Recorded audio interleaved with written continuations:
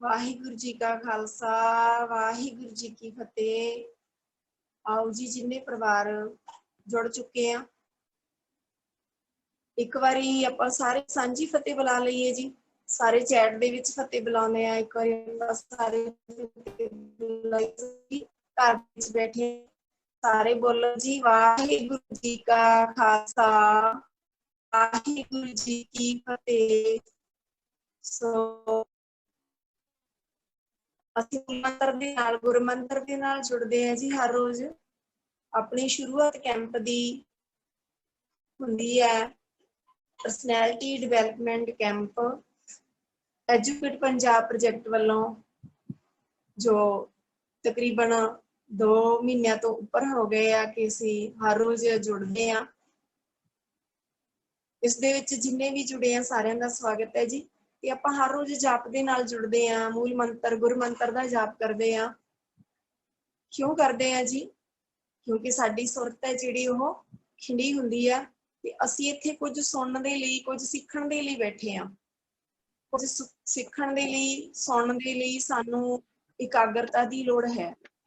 ਉਹ ਇਕਾਗਰਤਾ ਬਣਦੀ ਹੈ ਤਾਂ ਕਰਕੇ ਕਿਹਾ ਜਾਂਦਾ ਕਿ ਜੇ ਅਸੀਂ ਜੁੜਨਾ ਹੈ ਤਾਂ ਅਸੀਂ ਸ਼ੁਰੂਆਤ ਦੇ ਵਿੱਚ, ਸਟਾਰਟਿੰਗ ਦੇ ਵਿੱਚ ਜਾਪ ਤੋਂ ਪਹਿਲਾਂ ਜੁੜਨਾ ਕਰੀਏ ਤਾਂ ਕਿ ਸਾਡੀ ਖਿੰਡੀ ਹੋਈ ਸੁਰਤ ਹੈ ਜਿਹੜੀ ਉਹ ਇਕਾਗਰ ਹੋ ਸਕੇ ਤੇ ਸਾਨੂੰ ਕੁਝ ਸਿੱਖਣ ਨੂੰ ਮਿਲੇ, ਸਾਡੇ ਕੁਝ ਪੱਲੇ ਪੈ ਜਾਵੇ ਕਿ ਅਸੀਂ ਬੈਠੇ ਹਾਂ। ਸੋ ਹੁਣ ਜਾਪ ਦੀ ਸੇਵਾ, ਅੱਜ ਦੀ ਸੇਵਾ ਹੈ ਗੁਰਪ੍ਰੀਤ ਕੌਰ ਜੀ 16148 ਪੀਪੀ ਨੰਬਰ ਚੋਣ ਲੁਧਿਆਣਾ ਤੋਂ। ਸੋ ਬੇਟੀ ਨੂੰ ਬੇਨਤੀ ਹੈ ਜੀ ਕਿ ਇੱਕ ਬੇਨਤੀ ਹੋਰ ਹੈ ਜੀ ਕਿ ਜੇ ਅਸੀਂ ਪਰਿਵਾਰ ਦੇ ਵਿੱਚ ਬੇਨਤੀ ਕਰਿਆ ਕਰੀਏ ਕਿ ਅਸੀਂ ਜਾਪ ਕਰਨਾ ਹੈ ਸੇਵਾ ਲਈ ਅੱਜ, ਤਾਂ ਜੇ ਪਰਿਵਾਰਿਕ ਮੈਂਬਰ ਫ੍ਰੀ ਹੈ ਤੇ ਨਾਲ ਜ਼ਰੂਰ ਜੁੜਨਾ ਜੀ। ਚੰਗਾ ਲੱਗਦਾ ਹੈ ਪਰਿਵਾਰ ਪੂਰਾ ਬੈਠਾ ਹੋਵੇ, ਵਧੀਆ ਗੱਲ ਹੈ ਕਿ ਅਸੀਂ ਜਾਪ ਦੇ ਨਾਲ ਜੁੜਨ ਲੱਗੇ ਆ। ਸੋ ਅੱਗੇ ਤੋਂ ਬੇਨਤੀ ਹੈ ਕਿ ਬੱਚੇ ਜਿੰਨੇ ਵੀ ਜਿਹੜੇ ਸੇਵਾ ਲੈ ਰਹੇ ਹੋ ਆਪਣੇ ਪਰਿਵਾਰ ਨੂੰ ਵੀ ਨਾਲ ਤਿਆਰ ਕਰਨ ਕਿ ਨਾਲ ਬੈਠਣ। ਇੱਕ ਦਿਨ ਦੀ ਸੇਵਾ ਹੁੰਦੀ ਹੈ ਤੇ ਉਸ ਸੇਵਾ ਦੇ ਵਿੱਚ ਜ਼ਰੂਰ ਹਾਜ਼ਰ ਹੋਣ। ਸੋ ਸ਼ੁਰੂ ਕਰੋ ਜੀ।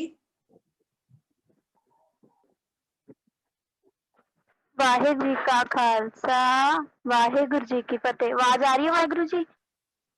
हाँ जी आ रही है जी, वाहिगुरु आ रही है जी, आ रही है।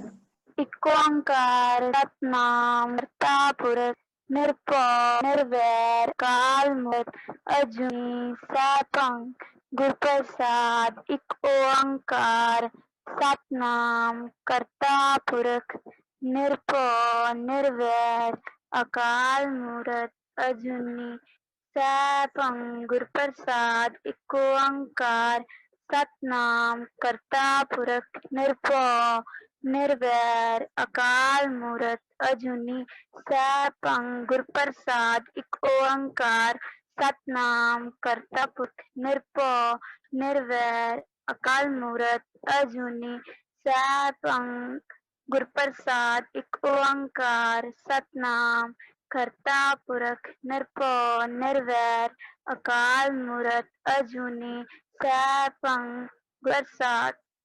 वाहेगुरु वाहेगुरु वाहेगुरु वाहेगुरु वाहेगुरु वाहेगुरु वाहेगुरु जी का खालसा वाहेगुरु जी की फतेह।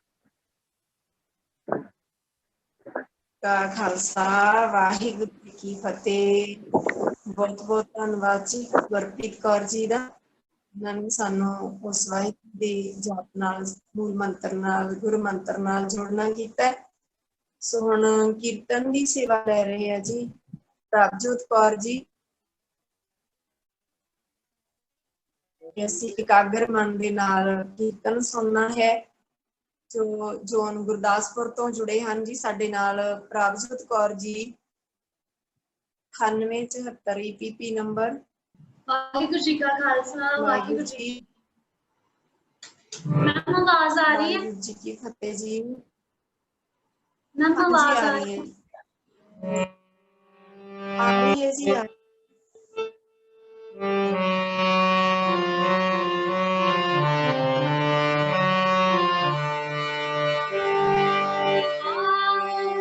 साजना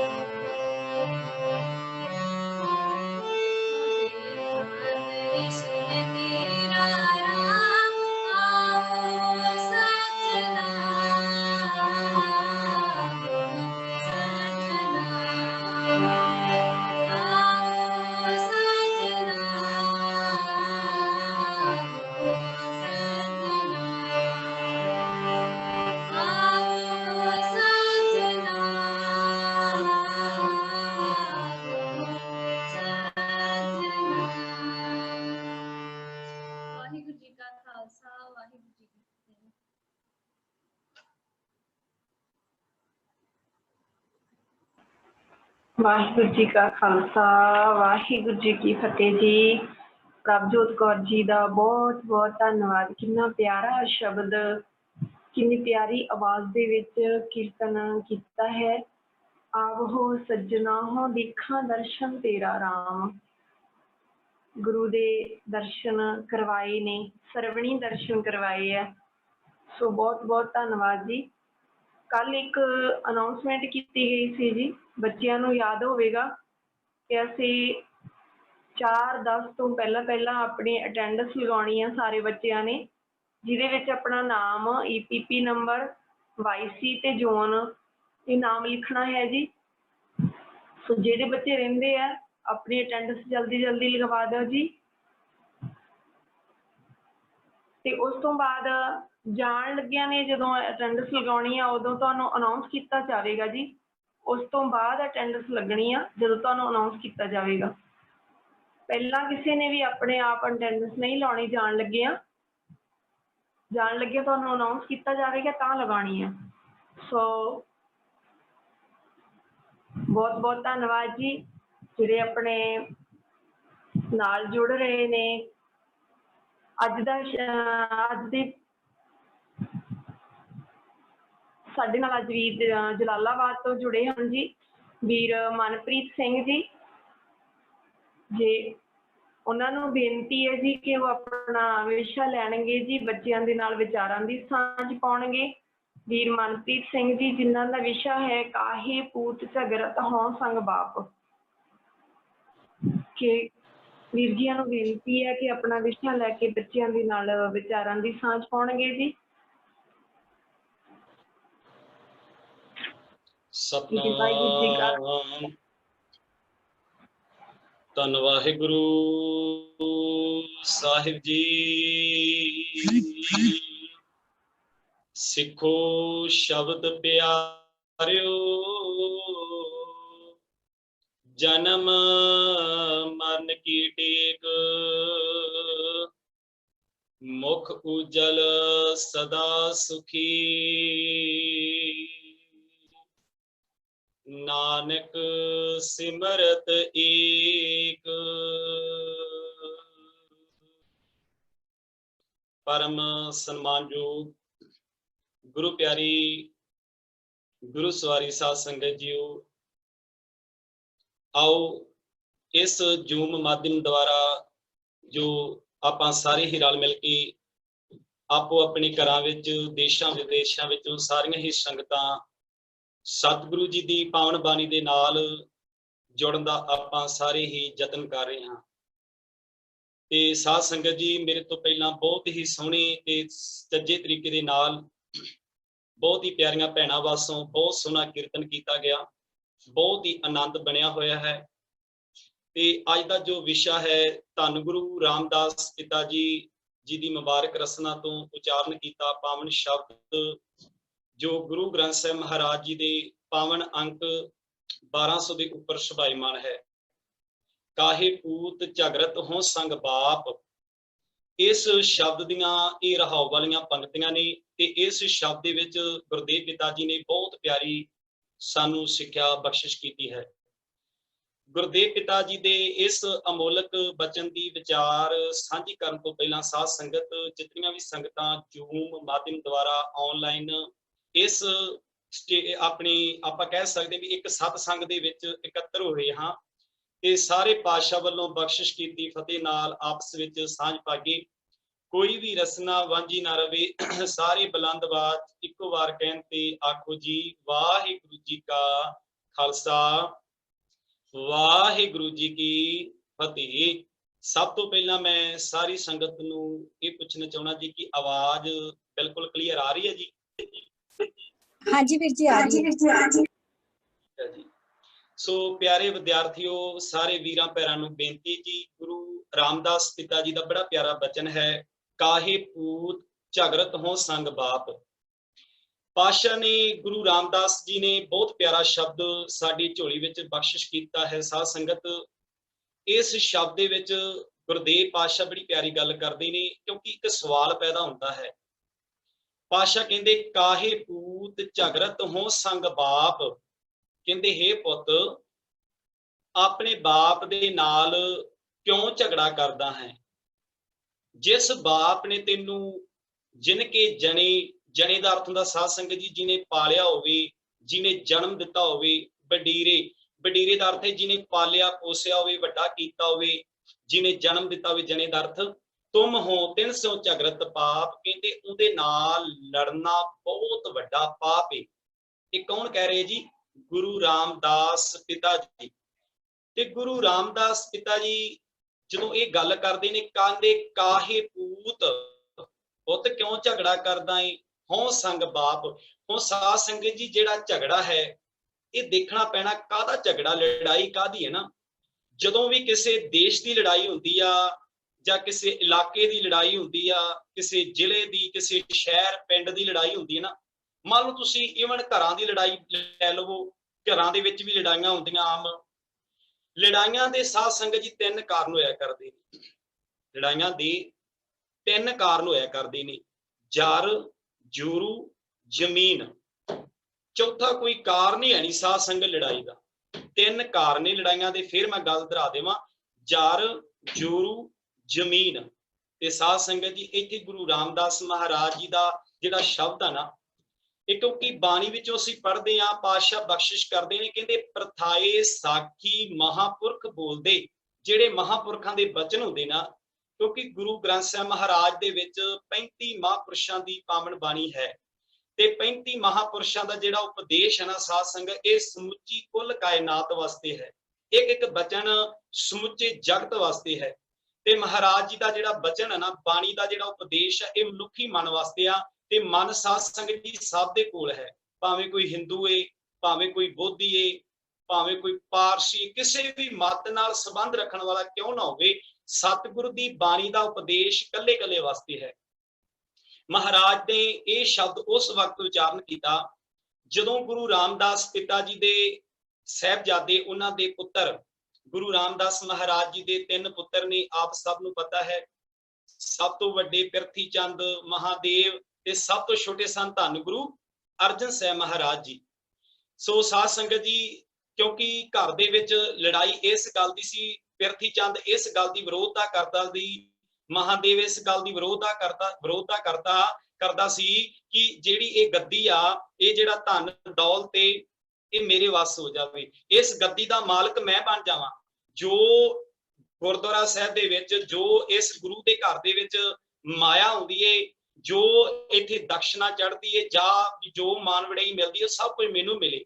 ਇਸ ਕਰਕੇ ਉਹ ਗੁਰੂ ਅਰਜਨ ਸਾਹਿਬ ਜੀ ਦਾ ਵੀ ਵਿਰੋਧ ਕਰਦਾ ਸੀ। ਇੰਨੀ ਵਿਰੋਧਤਾ ਕਰਦਾ ਸੀ ਕਿਉਂਕਿ ਉਹਨੂੰ ਇਸ ਦੇ ਵਿੱਚ ਭੁੱਲ ਗਿਆ ਸੀ। ਆਪਾਂ ਬਚਨ ਪੜ੍ਹਦੇ ਪਾਤਸ਼ਾਹ ਜੀ ਦੀ ਪਾਵਨ ਬਾਣੀ ਦਾ, ਪਾਤਸ਼ਾਹ ਬਖਸ਼ਿਸ਼ ਕਰਦੇ ਨੇ ਗੁਰੂ ਅਮਰਦਾਸ ਮਹਾਰਾਜ ਜੀ, ਕਹਿੰਦੇ ਮਾਇਆ ਧਾਰੀ ਅਤ ਅੰਨਾ ਬੋਲਾ, ਸ਼ਬਦ ਨਾ ਸੁਣੀ ਬੋ ਰੋਲ ਵਿਚੋਲਾ। ਜਿਹੜਾ ਸਾਧ ਸੰਗਤ ਜਿਹਨੂੰ ਮਾਇਆ ਦੀ ਪਾਹ ਚੜ ਜਾਵੇ ਨਾ, ਜਿਹਨੂੰ ਮਾਇਆ ਦੀ ਨੀਂਦ ਵਿੱਚ ਇੰਨਾ ਮਸਤ ਹੋ ਜਾਵੇ, ਇੰਨਾ ਮਗਨ ਹੋ ਜਾਵੇ, ਉਹਨੂੰ ਕੁਝ ਨਹੀਂ ਸੁਣਦਾਗਾ, ਨਾ ਉਹਨੂੰ ਦਿਸਦਾ।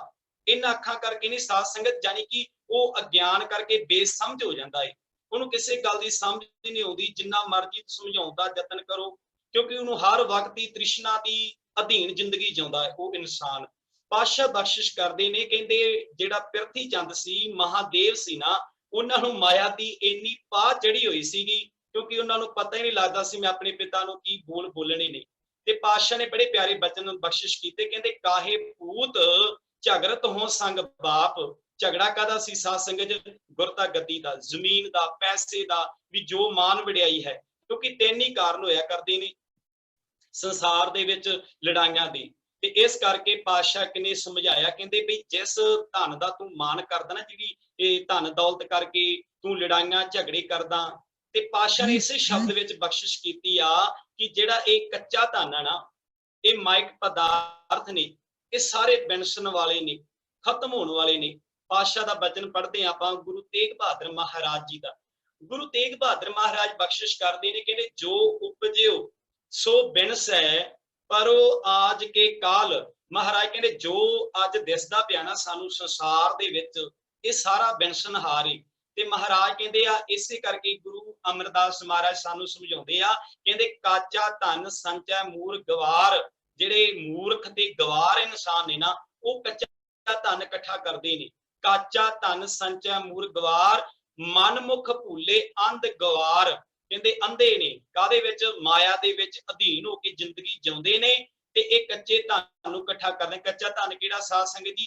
ਜੋ ਧਨ ਬਿਨਸਣ ਵਾਲਾ ਹੈ, ਜੋ ਖਤਮ ਹੋਣ ਵਾਲਾ ਹੈ, ਉਹ ਭਾਵੇਂ ਵਿਸ਼ਵਕਾਰ ਕਿਉਂ ਨਾ ਹੋਵਣ, ਕਾਮ ਕ੍ਰੋਧ ਲੋਭ। ਤੇ ਮਹਾਰਾਜ ਕਹਿੰਦੇ ਸਾਚਾ ਧਨ ਗੁਰਮਤੀ ਪਾਈ। ਜਿਹੜਾ ਸੱਚਾ ਧਨ ਹੈ ਉਹ ਗੁਰੂ ਦੀ ਮੱਤ ਦੇ ਚੱਲਿਆਂ ਅਨੁਸਾਰ ਹੀ ਮਨੁੱਖ ਨੂੰ ਪ੍ਰਾਪਤ ਹੁੰਦਾ ਹੈ। ਤੇ ਸਤਿਗੁਰੂ ਜੀ ਸਾਨੂੰ ਸਮਝਾਉਂਦੇ ਨੇ ਕਿ ਭਾਈ ਕਦੇ ਵੀ ਆਪਣੇ ਮਾਂ-ਬਾਪ ਦੇ ਨਾਲ ਉੱਚਾ ਨਹੀਂ ਬੋਲਣਾ ਚਾਹੀਦਾ। ਕਹਿੰਦੇ ਮਾਂ-ਬਾਪ ਦੀ ਸੇਵਾ ਕਰਨੀ ਚਾਹੀਦੀ ਹੈ। ਸਾਧ ਸੰਗਤ ਜੀ, ਇੱਕ ਸਭ ਤੋਂ ਪਹਿਲਾਂ ਮੈਂ ਬੇਨਤੀ ਕਰ ਦੇਵਾਂ ਵੀ ਮਾਂ-ਬਾਪ ਦੀ ਬੱਚੇ ਸੇਵਾ ਕਰਨ, ਜੰਮ ਕੇ ਕਰਨ, ਕਿਉਂਕਿ ਫਰਜ਼ ਹੈ ਬੱਚੇ ਦਾ ਆਪਣੇ ਮਾਤਾ-ਪਿਤਾ ਦੀ ਸੇਵਾ ਕਰਨਾ। ਪਰ ਮੈਂ ਸਭ ਤੋਂ ਪਹਿਲਾਂ ਮਾਤਾ-ਪਿਤਾ ਨੂੰ ਵੀ ਬੇਨਤੀ ਕਰਨੀ ਚਾਹਾਂਗਾ ਕਿ ਮਾਤਾ-ਪਿਤਾ ਵੀ ਸੇਵਾ ਕਰਾਉਣ ਦੇ ਯੋਗ ਹੋਵਣ, ਉਹਨਾਂ ਦਾ ਵੀ ਜੀਵਨ ਹੋਵੇ, ਉਹ ਵੀ ਬੱਚੇ ਦੇ ਨਾਲ ਮੋਢੇ ਨਾਲ ਮੋਢਾ ਜੋੜ ਕੇ ਜਾਂ ਬੱਚੇ ਦੇ ਸਿਰ ਤੇ ਹੱਥ ਰੱਖਣ। ਉਹ ਆਪਣੇ ਬੱਚੇ ਦੀ ਘਰ ਵਾਲੀ ਵਾਈਫ ਨੂੰ, ਜਿਹੜੀ ਉਹਦੀ ਪਤਨੀ ਹੈ, ਜਿਹੜੀ ਉਹਨਾਂ ਦੀ ਨੂੰਹ ਲੱਗਦੀ ਹੈ ਨਾ, ਉਹਨੂੰ ਵੀ ਧੀ ਸਮਝਣ। ਧੀ ਸਮਝਣਗੇ ਫਿਰ ਸਾਧ ਸੰਗਤ ਜੀ ਕਦੇ ਵੀ ਘਰ ਦੇ ਵਿੱਚ ਲੜਾਈ, ਕੋਈ ਝਗੜਾ ਨਹੀਂ ਹੋਵੇਗਾ। ਜਦੋਂ ਸੱਸ ਕਹੇਗੀ ਇਹ ਮੇਰੀ ਧੀ ਆ, ਇਹ ਮੇਰੀ ਨੂੰਹ ਨਹੀਂਗੀ, ਜਦੋਂ ਇਹ ਫਰਕ ਮਿਟ ਗਿਆ ਨਾ ਤੇ ਸਾਧ ਸੰਗਤ ਸੱਚ ਜਾਣਨਾ ਉਸ ਘਰ ਦੇ ਵਿੱਚ ਸਦਾ ਹੀ ਆਨੰਦ ਖੇੜਾ ਬਣਿਆ ਰਹੇਗਾ। ਤੇ ਅੱਜ ਸੰਸਾਰ ਦੇ ਵਿੱਚ ਜਦੋਂ ਅਸੀਂ ਝਾਤ ਮਾਰਦੇ ਹਾਂ ਸਾਧ ਸੰਗਤ ਜੀ, ਵੀ ਕਿੰਨੇ ਵੇਖੋ ਤੁਸੀਂ ਅੰਦਾਜ਼ਾ ਲਾਓ ਪੰਜਾਬ ਦੀ ਧਰਤੀ ਦੇ ਉੱਤੇ ਕਿੰਨੇ ਬਿਰਧ ਆਸ਼ਰਮ ਬਣੇ ਹੋਏ ਨੇ। ਇਹ ਜਿੰਨੇ ਵੀ ਬਿਰਧ ਆਸ਼ਰਮ ਬਣੇ ਨਾ ਪੰਜਾਬ ਦੀ ਧਰਤੀ ਤੇ, ਇਹ ਪੰਜਾਬ ਦੇ ਨਾਂ ਤੇ ਕਲੰਕ ਹੈ। ਤੁਸੀਂ ਕਿਸੇ ਵੀ ਬਿਰਧ ਆਸ਼ਰਮ ਦੇ ਵਿੱਚ ਚੱਕਰ ਲਾ ਕੇ ਦੇਖਣਾ, ਸਭ ਤੋਂ ਵੱਧ ਉਹ ਬਜ਼ੁਰਗ ਹੋਣਗੇ ਜਿਨ੍ਹਾਂ ਦੇ 2-2 3-3 ਧੀਆਂ ਪੁੱਤਰ ਨੇ। ਈਵਨ ਇੱਥੋਂ ਤੱਕ ਕਿ ਉਹ ਨੌਕਰੀਆਂ ਵੀ ਲੱਗੇ ਨੇ, ਜੌਬ ਕਰਦੇ ਨੇ, ਸਰਕਾਰੀ ਡਿਊਟੀਆਂ ਕਰਦੇ ਨੇ, ਬਹੁਤ ਘਰ ਵਿੱਚ ਅੰਬਾਰ ਲੱਗੇ ਹੋਏ ਨੇ, ਬੜਾ ਪੈਸਾ ਹੈ, ਧਨ ਦੌਲਤ ਬਹੁਤ ਹੈ, ਪਰ ਉਹਨਾਂ ਦੇ ਮਾਤਾ ਪਿਤਾ ਵੀ ਬਿਰਧ ਆਸ਼ਰਮ ਦੇ ਵਿੱਚ ਧੱਕੇ ਖਾ ਰਹੇ ਨੇ। ਕੋਈ ਨਾ ਕੋਈ ਤਾਂ ਫਰਕ ਹੈ, ਕੋਈ ਲੜਾਈ ਤਾਂ ਹੈ ਨਾ, ਕਿਸੇ ਕਾਰਨ, ਕੋਈ ਤਾਂ ਕਾਰਨ ਹੋਵੇਗਾ, ਇਹ ਵੇਖਣਾ ਪੈਣਾ ਹੈ। ਸਾਧ ਸੰਗਤ ਇੱਕ ਹੋਰ ਬੇਨਤੀ ਕਰਾਂ ਵੀ ਇਹ ਜਿਹੜੀ ਸੇਵਾ ਨਾ, ਜਿਸ ਨੇ ਭਾਈ ਗੁਰਦਾਸ ਜੀ ਵਰਗੇ ਜਿਹੜੇ ਮਹਾਂਪੁਰਸ਼ ਹੋਏ ਨੇ ਨਾ, ਉਹਨਾਂ ਦੀਆਂ ਬੜੀਆਂ ਸੋਹਣੀਆਂ ਉਦਾਹਰਨਾਂ ਨੇ, ਉਹ ਵੀ ਆਪਾਂ ਵਿਚਾਰਨ ਦਾ ਯਤਨ ਕਰਾਂਗੇ ਕਿ ਜਾ ਕੇ ਥੋੜੇ ਜਿਹੇ ਆਪਾਂ ਨੁਕਤੇ ਸਮਝ ਲਈਏ। ਮਾਂ-ਬਾਪ ਦੀ ਸਭ ਤੋਂ ਵੱਡੀ ਸੇਵਾ ਸਤਿਗੁਰੂ ਨੇ ਬਾਣੀ ਵਿੱਚ, ਭਾਈ ਗੁਰਦਾਸ ਜੀ, ਹੋਰ ਕਿੰਨੇ ਇਸ ਦੇਸ਼ ਵਿੱਚ ਜੋ ਆਪਾਂ ਕਹਿ ਸਕਦੇ ਹਾਂ ਮਹਾਰਿਸ਼ੀ ਪੁਰਸ਼ ਹੋਏ ਨੇ, ਜਿਹੜੇ ਇੰਨੇ ਪਵਿੱਤਰ ਜੀਵਨ ਵਾਲੇ, ਪਾਕ ਪਵਿੱਤਰ ਵਾਲੇ ਜੀਵਨ ਵਾਲੇ ਇਨਸਾਨ ਹੋਏ ਨੇ, ਉਹਨਾਂ ਸਭ ਨੇ ਇਹ ਗੱਲ ਕੀਤੀ ਆ ਕਿ ਮਾਂ-ਬਾਪ ਦੀ ਸੇਵਾ ਸਭ ਤੋਂ ਵੱਡੀ ਹੈ। ਇੱਕ ਹੋਰ ਬੇਨਤੀ ਕਰਾਂ, ਜਦੋਂ ਅਸੀਂ ਭਗਤ ਕਬੀਰ ਜੀ ਦੀ ਬਾਣੀ ਪੜ੍ਹਦੇ ਨਾ ਸਾਧ ਸੰਗਤ, ਤੇ ਭਗਤ ਕਬੀਰ ਜੀ ਕਹਿੰਦੇ ਰੱਬ ਜੀ ਮੈਂ ਤੁਹਾਨੂੰ ਨਹੀਂ ਵੇਖਿਆਗਾ। ਆ ਗੱਲ ਤਵੱਜੋ ਦੇ ਕੇ ਸੁਣਨ ਦਾ ਯਤਨ ਕਰਨਾ ਪਿਆਰਿਓ। ਭਾਈ ਭਗਤ ਕਬੀਰ ਜੀ ਕਹਿੰਦੇ ਰੱਬ ਜੀ ਮੈਂ ਤੁਹਾਨੂੰ ਨਹੀਂ ਵੇਖਿਆ, ਪਰ ਮੈਂ ਮਹਿਸੂਸ ਕਰਦਾ।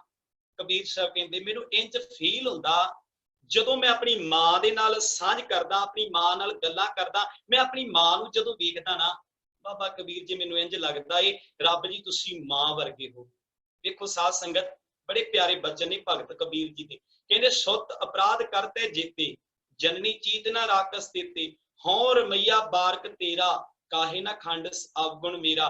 ਭਗਤ ਕਬੀਰ ਜੀ ਕਹਿੰਦੇ ਮਾਂ ਤੈਨੂੰ ਕਈ ਵਾਰ ਬੱਚਾ ਭੈੜੇ, ਕਈ ਵਾਰ ਨਾ ਆਮ ਘਰਾਂ ਵਿੱਚ ਸਾਰਿਆਂ ਦੀ ਗੱਲ ਨਹੀਂ, ਪਰ ਜਿੱਥੇ ਗੱਲ ਲੱਗਦੀ, ਕਈ ਬੱਚੇ ਏਡੇ ਸਤਿਕਾਰਯੋਗ ਆ, ਏਡੇ ਸਿਆਣੇ ਆ, ਸਾਡੀਆਂ ਧੀਆਂ, ਸਾਡੇ ਬੱਚੇ, ਸਾਡੀਆਂ ਭੈਣਾਂ, ਵੱਡੀਆਂ ਛੋਟੀਆਂ, ਵੱਡੇ ਛੋਟੇ ਵੀਰ ਭੈਣ, ਜਿਹੜੇ ਆਪਣੇ ਮਾਂ-ਬਾਪ ਦੇ ਸਾਹ ਦੇ ਵਿੱਚ ਸਾਹ ਲੈਂਦੇ ਆ।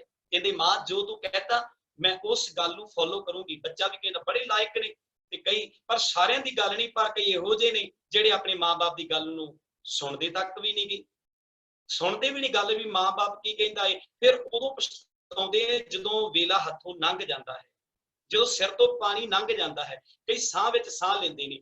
ਬਾਬਾ ਕਬੀਰ ਜੀ ਕਹਿੰਦੇ ਮਾਂ ਨਾਲ ਕਈ ਵਾਰ ਬੱਚਾ ਬਹੁਤ ਭੈੜੇ ਬੋਲ ਬੋਲਦਾ, ਮਾਂ ਨੂੰ ਗੰਦੇ ਬੋਲ ਜਾਂਦਾ, ਮਾਂ ਤੂੰ ਮਰ ਜਾ, ਮਾਂ ਨੂੰ ਕੁੱਟਦਾ ਵੀ ਏ, ਮਾਂ ਨੂੰ ਧੱਕੇ ਵੀ ਦਿੰਦਾ ਏ, ਪਰ ਮਾਂ ਕਦੇ ਚਿਤਾਰਦੀ ਨਹੀਂ ਨਾ ਪਿਆਰੇ। ਤੁਸੀਂ ਵੇਖੋ ਇੱਕ ਲੜਕਾ, ਇੱਕ ਬੱਚਾ, ਇੱਕ ਪੁੱਤ ਆਪਣੀ ਮਾਂ ਨੂੰ ਕਿੰਨੇ ਭੈੜੇ ਬੋਲ ਬੋਲਦਾ ਏ, ਮੰਦੀ ਸ਼ਬਦਾਵਲੀ ਵਰਤਦਾ ਏ, ਪਰ ਮਾਂ ਕਦੇ ਵੀ ਨਹੀਂ ਚਿਤਾਰਦੀ। ਮਾਂ ਕਹਿੰਦੀ ਆ ਹੇ ਰੱਬ ਜੀ ਮੇਰੇ ਬੱਚੇ, ਅਰਦਾਸ ਕਰਦੀ ਸਗੋਂ ਹੇ ਗੁਰੂ ਨਾਨਕ, ਹੇ ਗੁਰੂ ਰਾਮਦਾਸ ਪਿਤਾ, ਹੇ ਮਾਲਕ ਜੀ ਵਾਹਿਗੁਰੂ ਜੀ ਮੇਰੇ ਬੱਚੇ ਦੀ ਲੰਮੀ ਉਮਰ ਕਰੋ, ਐਵੇਂ ਕਹਿੰਦੀ ਨਾ ਸਾਧ ਸੰਗਤ। ਤੇ ਪਰ ਦੇਖੋ ਮਾਂ ਬਾਰੇ ਕਿੱਡੇ ਭੈੜੇ ਬੋਲ ਬੋਲਦਾ, ਮਾਂ ਨੂੰ ਧੱਕੇ ਵੀ ਦਿੰਦਾ ਏ, ਪਰ ਮਾਂ ਅਰਦਾਸਾਂ ਕਰਦੀ ਹੋਵੇਗੀ। ਮੈਂ ਜੋ ਪਿੱਛੇ ਜੇ ਮੁਕਤਸਰ ਇੱਕ ਘਟਨਾ ਘਟੀ ਨਾ ਸਾਧ ਸੰਗਤ, ਬਹੁਤ ਵੀਡੀਓ ਤੇ ਖਬਰ ਜਿਹੜੀ ਨਿਊਜ਼ ਆ ਪੇਪਰਾਂ ਵਿੱਚ ਬੜੀ ਵਾਇਰਲ ਹੋਈ।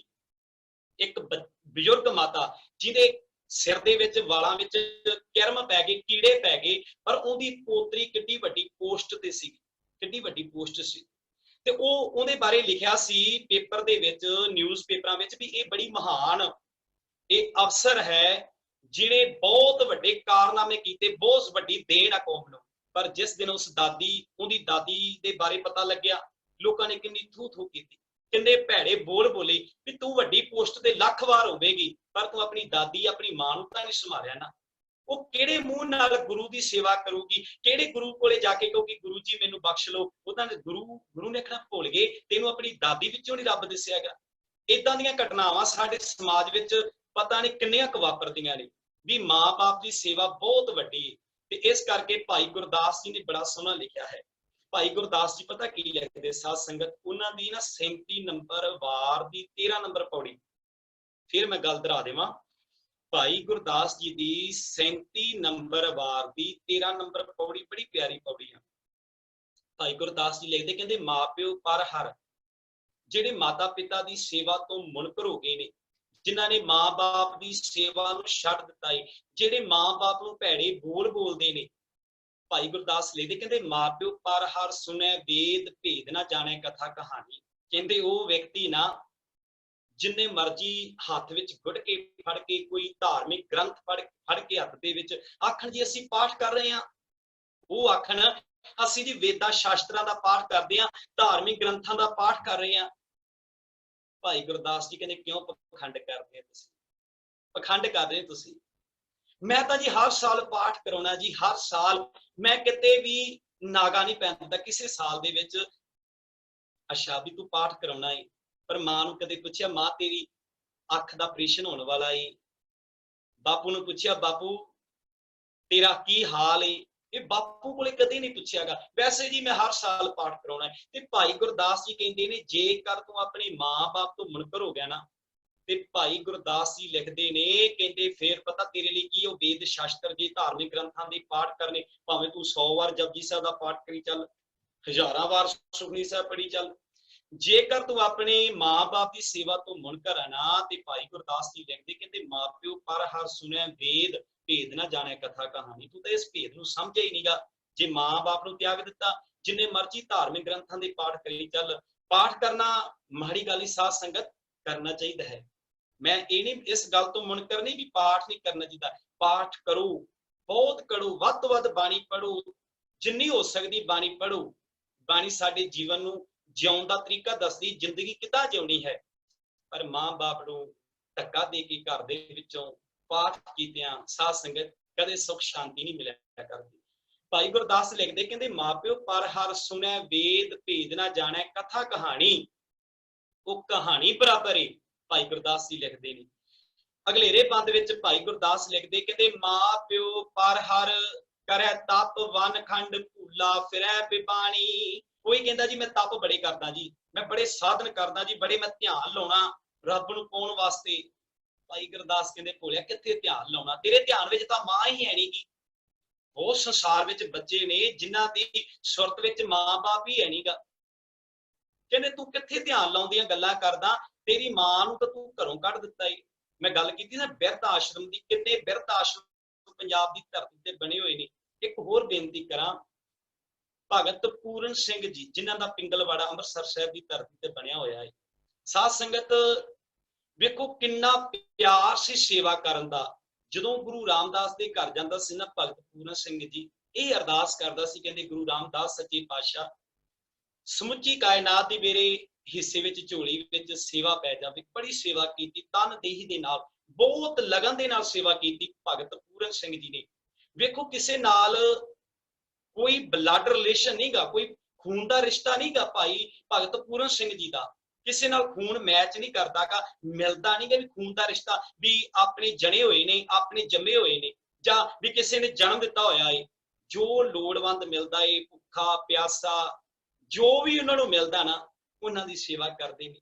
ਉਹਨਾਂ ਦੀ ਜੋ ਕਿਰਿਆ ਹੈ ਉਹਨੂੰ ਸੰਭਾਲਦੇ ਨੇ, ਉਹਨਾਂ ਦਾ ਇਸ਼ਨਾਨ ਪਾਣੀ ਕਰਾਉਂਦੇ ਨੇ, ਹੱਥੀਂ ਸੇਵਾ ਕਰਦੇ ਨੇ। ਇੱਥੋਂ ਤੱਕ ਭਗਤ ਪੂਰਨ ਸਿੰਘ ਜੀ ਦੁੱਧ ਦੇ ਨਾਲ ਬ੍ਰੈਡ ਵੀ ਖਵਾਉਂਦੇ ਨੇ ਕਈ ਬਜ਼ੁਰਗਾਂ ਨੂੰ। ਕੋਈ ਰਿਸ਼ਤਾ ਨਹੀਂ, ਕੋਈ ਏਦਾਂ ਦੀ ਆਸ ਨਹੀਂ ਗੀ।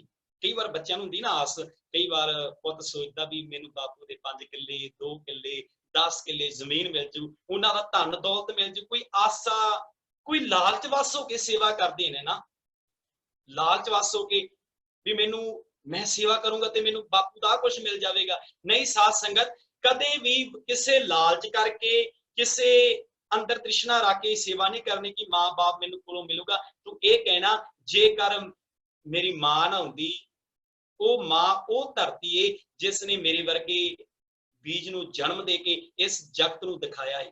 ਮਾਂ ਦਾ ਕਰਜ਼ਾ ਨਹੀਂ ਲਾ ਸਕਦਾ ਸੰਸਾਰ ਵਿੱਚ ਬੰਦਾ, ਦੁਨੀਆ ਦਾ ਹਰੇਕ ਕਰਜ਼ਾ ਲੈ ਸਕਦਾ ਏ ਪਰ ਮਾਂ ਬਾਪ ਦਾ ਕਰਜ਼ਾ ਨਹੀਂ ਲੈ ਸਕਦਾ। ਭਗਤ ਪੂਰਨ ਸਿੰਘ ਜੀ ਬ੍ਰੈਡਾਂ ਦੇ ਨਾਲ ਦੁੱਧ ਪਿਖਾਉਂਦੇ ਨੇ ਬਜ਼ੁਰਗਾਂ ਨੂੰ। ਕੋਈ ਅੰਦਰ ਤਮੰਨਾ ਨਹੀਂ ਗੀ ਵੀ ਮੈਨੂੰ ਕੋਈ ਜ਼ਮੀਨ ਮਿਲੂਗੀ, ਮੈਨੂੰ ਵਾਹ ਮਿਲੂਗੀ, ਬਸ ਸੇਵਾ ਦੀ ਭਾਵਨਾ ਹੈ। ਇਹ ਜਿਹਨੂੰ ਲਗਨ ਲੱਗ ਜਾਂਦੀ ਨਾ ਸਾਧ ਸੰਗਤ, ਇਹਨੂੰ ਕਿਹਾ ਗੁਰ ਕੀ ਸੇਵਾ ਸ਼ਬਦ ਵਿਚਾਰ ਹਉਮੈ ਮਾਰੈ ਕਰਨੀ ਸਾਰ। ਆਪਣੀ ਮੈਂ ਤਿਆਗ ਕੇ ਜਗਤ ਵਿੱਚ ਸੇਵਾ ਕਰਨੀ ਹੀ ਸਭ ਤੋਂ ਵੱਡੀ ਸੇਵਾ ਹੈ। ਪਰ ਭਗਤ ਪੂਰਨ ਸਿੰਘ ਜੀ ਦੇ ਹਿੱਸੇ ਆਈ ਏਦਾਂ ਦੀ ਸੇਵਾ। ਮੈਂ ਬੇਨਤੀ ਕਰਦਾ ਸੀ, ਭਾਈ ਗੁਰਦਾਸ ਜੀ ਵਰਗੇ ਯੋਧੇ ਲਿਖਦੇ ਆ, ਕਹਿੰਦੇ ਮਾਪਿਓ ਪਰ ਹਰ, ਕਹਿੰਦੇ ਮਾਪਿਓ ਪਰ ਹਰ ਕਰੇ ਤਪ ਵਨ ਖੰਡ ਭੂਲਾ ਫਿਰੈ ਬਿਬਾਣੀ। ਕਹਿੰਦੇ ਬੜੇ ਤੂੰ ਤਪ ਕਰਦਾ ਜੀ, ਮੈਂ ਇੰਨੇ ਘੰਟੇ ਤਪ ਕਰਦਾ, ਮੈਂ ਇੱਕੋ ਚੌਂਕੜੇ ਵਿੱਚ ਬੈਠ ਕੇ ਭਜਨ ਕਰਦਾ, ਮੈਂ ਸਿਮਰਨ ਕਰਦਾ, ਮੈਂ ਧਿਆਨ ਲਾਉਣਾ। ਕਾਹਦਾ ਤੂੰ ਧਿਆਨ ਲਾਉਣਾ? ਤੇਰੇ ਧਿਆਨ ਦੇ ਵਿੱਚ ਤੇਰੀ ਮਾਂ ਹੀ ਹੈ ਨੀ ਗੀ। ਮਾਂ ਵਿਚਾਰੀ ਧੀਆਂ ਕੋਲੇ ਫਿਰਦੀ ਹੈ ਵਿਚਾਰੀ, ਕਿਤੇ ਕਿਸੇ ਧੀ ਕੋਲੇ, ਕਿਸੇ ਧੀ ਕੋਲੇ। ਬਾਪ ਵਿਚਾਰਾ ਕਿਸੇ ਗੁਰਦੁਆਰੇ ਜਾ ਕੇ ਰਾਤ ਕੱਢਦਾ, ਕਿਤੇ ਕਿਸੇ ਹੋਰ ਗੁਰਦੁਆਰੇ ਚ ਜਾ ਕੇ ਰਾਤ ਕੱਢਦਾ। ਉਹ ਕਾਹਦੇ ਤੂੰ ਤਪ ਕਰਦਾ? ਜੇ ਤਪ ਕਰਨਾ ਤਾਂ ਭਾਈ ਗੁਰਦਾਸ ਜੀ ਕਹਿੰਦੇ ਉਹ ਭੁੱਲਿਆ, ਆਪਣੀ ਮਾਂ ਨੂੰ ਘਰ ਵਿੱਚ ਲਿਆ ਕੇ ਉਹਨੂੰ ਪ੍ਰਸ਼ਾਦਾ ਛਕਾ, ਆਪਣੀ ਮਾਂ ਬਾਪ ਦੀ ਸੇਵਾ ਕਰ। ਵੇਖੋ ਸਾਧ ਸੰਗਤ, ਕਿੱਡੀ ਸਮਾਜ ਦੀ ਸਾਡੇ ਦੀ ਫਿਦਰਤ ਬਣ ਚੁੱਕੀ ਹੈ। ਕਿੱਦਾਂ ਦਾ ਸਮਾਜ ਬਣ ਗਿਆ, ਪੱਥਰ ਦੀ ਮੂਰਤੀ ਨੂੰ ਮਾਂ ਕਹਿ ਕੇ ਪੂਜਿਆ ਜਾ ਰਿਹਾ ਹੈ। ਫਿਰ ਗੱਲ ਦੁਹਰਾ ਦੇਵਾਂ, ਪੱਥਰ ਦੀ ਮੂਰਤ ਨੂੰ ਮਾਂ ਕਹਿ ਕੇ ਪੂਜਿਆ ਜਾ ਰਿਹਾ ਹੈ। ਉਹਦੇ ਅੱਗੇ ਦੇਸੀ ਘਿਓ ਦੇ ਵਧੀਆ ਪਕਵਾਨ ਤਿਆਰ ਕਰਕੇ ਉਹਦੇ ਅੱਗੇ ਰੱਖੇ ਜਾਂਦੇ ਨੇ। ਮਾਤਾ ਜੀ ਤੁਸੀਂ ਛਕੋ, ਤੁਸੀਂ ਭੋਗ ਲਾਓ। ਘਰ ਵਿੱਚ ਮਾਂ ਪਾਣੀ ਨੂੰ ਤਰਸਦੀ ਏ, ਸੁੱਕੇ ਪ੍ਰਸ਼ਾਦੇ ਨੂੰ ਤਰਸਦੀ ਆ। ਬਜ਼ੁਰਗ ਮਾਂ ਆਵਾਜ਼ਾਂ ਮਾਰਦੀ, ਪੁੱਤ ਪਾਣੀ ਦੇ ਦੇ, ਆਵਾਜ਼ ਸੁਣਨ ਨੂੰ ਤਿਆਰ ਨਹੀਂ। ਪੁੱਤ ਪਤਾ ਨਹੀਂ ਕਿੱਥੇ ਮੋਟਰਸਾਈਕਲ ਜਗਦਾ ਏ, ਛਬੀਲ ਲਾਉਂਦਾ ਏ, ਖੰਡ ਘੋਲਦਾ ਏ, ਰੱਸੇ ਲਾਉਂਦਾ ਏ। ਰਾਹਗੀਰਾਂ, ਜਿਹੜੇ ਰਾਹੀਗੀਰ ਨੇ, ਜਿਹੜੇ ਰਸਤੇ ਵਿੱਚ ਜਾ ਰਹੇ ਨੇ, ਉਹਨਾਂ ਨੂੰ ਰੱਸੇ ਲਾ ਕੇ ਰੋਕ ਕੇ ਕਹਿੰਦਾ ਭਾਈ ਮਿੱਠਾ ਪਾਣੀ ਪੀ ਕੇ ਜਾਓ। ਕਾਹਦੀਆਂ ਛਬੀਲਾਂ ਲਾਉਣਾ ਭਾਈ, ਕਾਹਦੇ ਤੇਰੇ ਤਾਪ ਆ ਯਾਰ ਤੂੰ? ਜੇਕਰ ਤੂੰ ਆਪਣੇ ਮਾਂ-ਬਾਪ ਦੀ ਸੇਵਾ ਨਹੀਂ ਕਰਦਾ, ਆਪਣੀ ਮਾਂ-ਬਾਪ ਦੀ ਸੇਵਾ ਤੋਂ ਮੁਨਕਰ ਏ, ਭਾਈ ਗੁਰਦਾਸ ਜੀ ਕਹਿੰਦੇ ਤੇਰੇ ਇਹ ਤਪ ਬਿਲਕੁਲ ਵਿਅਰਥ ਨੇ। ਕਿੱਦਾਂ ਨੇ? ਭੁੱਲਾ ਫਿਰੇ ਬਿਬਾਣੀ, ਜਿਵੇਂ ਕੋਈ ਭੁੱਲਿਆ ਹੋਇਆ ਜੰਗਲ ਵਿੱਚ ਚਲਾ ਜਾਏ। ਬਿਬਾਣੀ ਦਾ ਅਰਥ ਜੰਗਲ। ਹੁਣ ਸਾਧ ਸੰਗਤ, ਜਿਹੜਾ ਜੰਗਲ ਹੁੰਦਾ ਨਾ, ਜੰਗਲ ਦੇ ਨੇੜਿਓਂ ਤਾਂ ਦਿਨ ਵੇਲੇ ਵੀ ਲੰਘਣਾ ਬੜਾ ਡਰ ਲੱਗਦਾ। ਨੇੜਿਓਂ ਨਹੀਂ ਕੋਈ ਲੰਘਦਾ। ਜਦੋਂ ਦਿਨ ਹੋਵੇ ਨਾ, ਦਿਨ ਦੇ ਵਕਤ ਜਦੋਂ ਪੂਰਾ ਚਾਨਣ ਹੋਵੇ, ਸੂਰਜ ਦੀਆਂ ਪੂਰਾ ਸੂਰਜ ਖਿੜਿਆ ਹੋਵੇ, ਉਦੋਂ ਨਹੀਂ ਕੋਈ ਲੰਘਦਾ ਜੰਗਲ ਦੇ ਕੋਲ। ਡਰਦਾ ਇਨਸਾਨ ਵੀ ਕਿਤੇ ਮੈਂ ਲੁੱਟਿਆ ਨਾ ਜਾਵਾਂ ਜਾਂ ਮੇਰੇ ਨਾਲ ਕੋਈ ਏਦਾਂ ਦੀ ਘਟਨਾ ਨਾ ਵਾਪਰ ਜਾਵੇ, ਬੜਾ ਡਰਦਾ ਏ।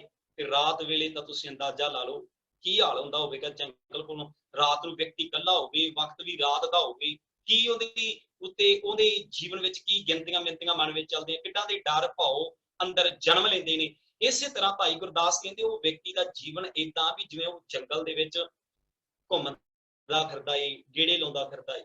ਭਾਈ ਗੁਰਦਾਸ ਜੀ ਲਿਖਦੇ, ਕਹਿੰਦੇ ਮਾਪਿਓ ਪਰ ਹਰ ਕਰੇ ਪੂਜ ਨਾ ਦੇਵੀ ਦੇਵ ਕਮਾਣੀ। ਕਹਿੰਦੇ ਕਈ ਸੋਚਦੇ ਆ ਜੀ ਅਸੀਂ ਫਲਾਣੀ ਦੇਵੀ ਦੀ ਪੂਜਾ ਕਰਦੇ ਆਂ ਜੀ, ਫਲਾਣੀ ਦੇਵਤੇ ਦੀ ਪੂਜਾ ਕਰਦੇ ਆਂ। ਬੜੀਆਂ ਹੁੰਦੀਆਂ ਸਾਡੀਆਂ ਭੈਣਾਂ, ਸਾਡੇ ਵੀਰ ਜਿਹੜੇ ਕਹਿੰਦੇ ਜੀ ਮੈਂ ਤਾਂ ਫਲਾਣੇ ਪੀਰ ਦੀ ਬੜੀ ਸੇਵਾ ਕਰਦਾ ਜੀ, ਮੈਂ ਫਲਾਣੀ ਮਾਤਾ ਦੀ ਬੜੀ ਦੇਵੀ ਦੀ ਸੇਵਾ ਕਰਦਾ। ਉਹ ਭੋਲਿਆ, ਤੈਨੂੰ ਮਾਂ ਵਿੱਚੋਂ ਦੇਵੀ ਨਹੀਂ ਦਿਸੀ, ਤੈਨੂੰ ਆਪਣੇ ਪਿਓ ਵਿੱਚੋਂ ਦੇਵਤਾ ਨਹੀਂ ਦਿਸਿਆਗਾ। ਜਿਸ ਦੇਵਤੇ ਨੇ ਤੇਰੇ ਵਰਗੇ ਨਿਕੰਮੇ ਨੂੰ ਜਨਮ ਦਿੱਤਾ, ਤੂੰ ਉਹਦੀ ਸੇਵਾ ਤੋਂ ਕਿਉਂ ਭੱਜਿਆ ਫਿਰਦਾ? ਕਿੱਦਾਂ ਜਿੰਨੀ ਮਰਜ਼ੀ ਸੇਵਾ ਕਰੀ ਚੱਲ। ਭਾਈ ਗੁਰਦਾਸ ਜੀ ਕਹਿੰਦੇ ਕਿਸੇ ਵੀ ਲੇਖੇ ਵਿੱਚ ਨਹੀਂ ਤੇਰੀ ਇਹ ਸੇਵਾ। ਭਾਈ ਗੁਰਦਾਸ ਅੱਗੇ ਲਿਖਦੇ ਆ, ਬੜੀਆਂ ਸੋਹਣੀਆਂ ਉਹਨਾਂ ਦੀਆਂ ਧਾਰਨੀ, ਕਹਿੰਦੇ ਮਾਪਿਓ ਪਰ ਹਰ ਨਾਵਨਾ 68 ਤੀਰਥ ਘੁੰਮਣ ਵਾਣੀ। ਕਈ ਕਹਿੰਦੇ ਚਲੋ ਜੀ ਇਸ ਵਾਰ ਅਸੀਂ ਹਜੂਰ ਸਾਹਿਬ। ਮੈਂ ਇੱਕ ਬੇਨਤੀ ਸਭ ਤੋਂ ਪਹਿਲਾਂ ਕਰ ਦੇਵਾਂ, ਮੈਂ ਕਿਸੇ ਤੀਰਥ ਯਾਤਰਾ ਤੋਂ ਮੁਨਕਰ ਨਹੀਂ, ਸਾਨੂੰ ਇਤਿਹਾਸਕ ਸਥਾਨਾਂ ਤੇ ਜਾਣਾ ਚਾਹੀਦਾ।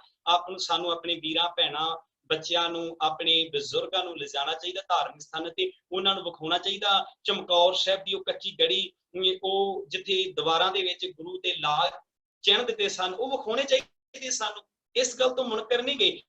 ਅੰਮ੍ਰਿਤਸਰ ਸਾਨੂੰ ਜਾਣਾ ਚਾਹੀਦਾ, ਉੱਥੇ ਗੁਰੂ ਰਾਮਦਾਸ ਮਹਾਰਾਜ ਨੇ ਸਮੁੱਚੇ ਭਲੇ ਵਾਸਤੇ ਜੋ ਸਰੋਵਰ ਤਿਆਰ ਕਰਾਏ, ਜੋ ਲੰਗਰ ਦੀ ਪ੍ਰਥਾ ਮਹਾਰਾਜ ਨੇ ਲਾਗੂ ਕੀਤੀ, ਦਰਬਾਰ ਸਾਹਿਬ ਦੀ ਨੀਂਹ ਪੱਥਰ ਰੱਖਿਆ, ਸਮੁੱਚੀ ਮਾਨਵਤਾ ਦੇ ਸਾਂਝੇ ਭਲੇ ਵਾਸਤੇ ਜਿੱਥੇ ਗੁਰਬਾਣੀ ਦਾ ਉਪਦੇਸ਼ ਹੁੰਦਾ ਏ, ਸਾਨੂੰ ਜਾਣਾ ਚਾਹੀਦਾ। ਇਸ ਗੱਲ ਤੋਂ ਮੁਨਕਰ ਨਹੀਂ ਗਾ।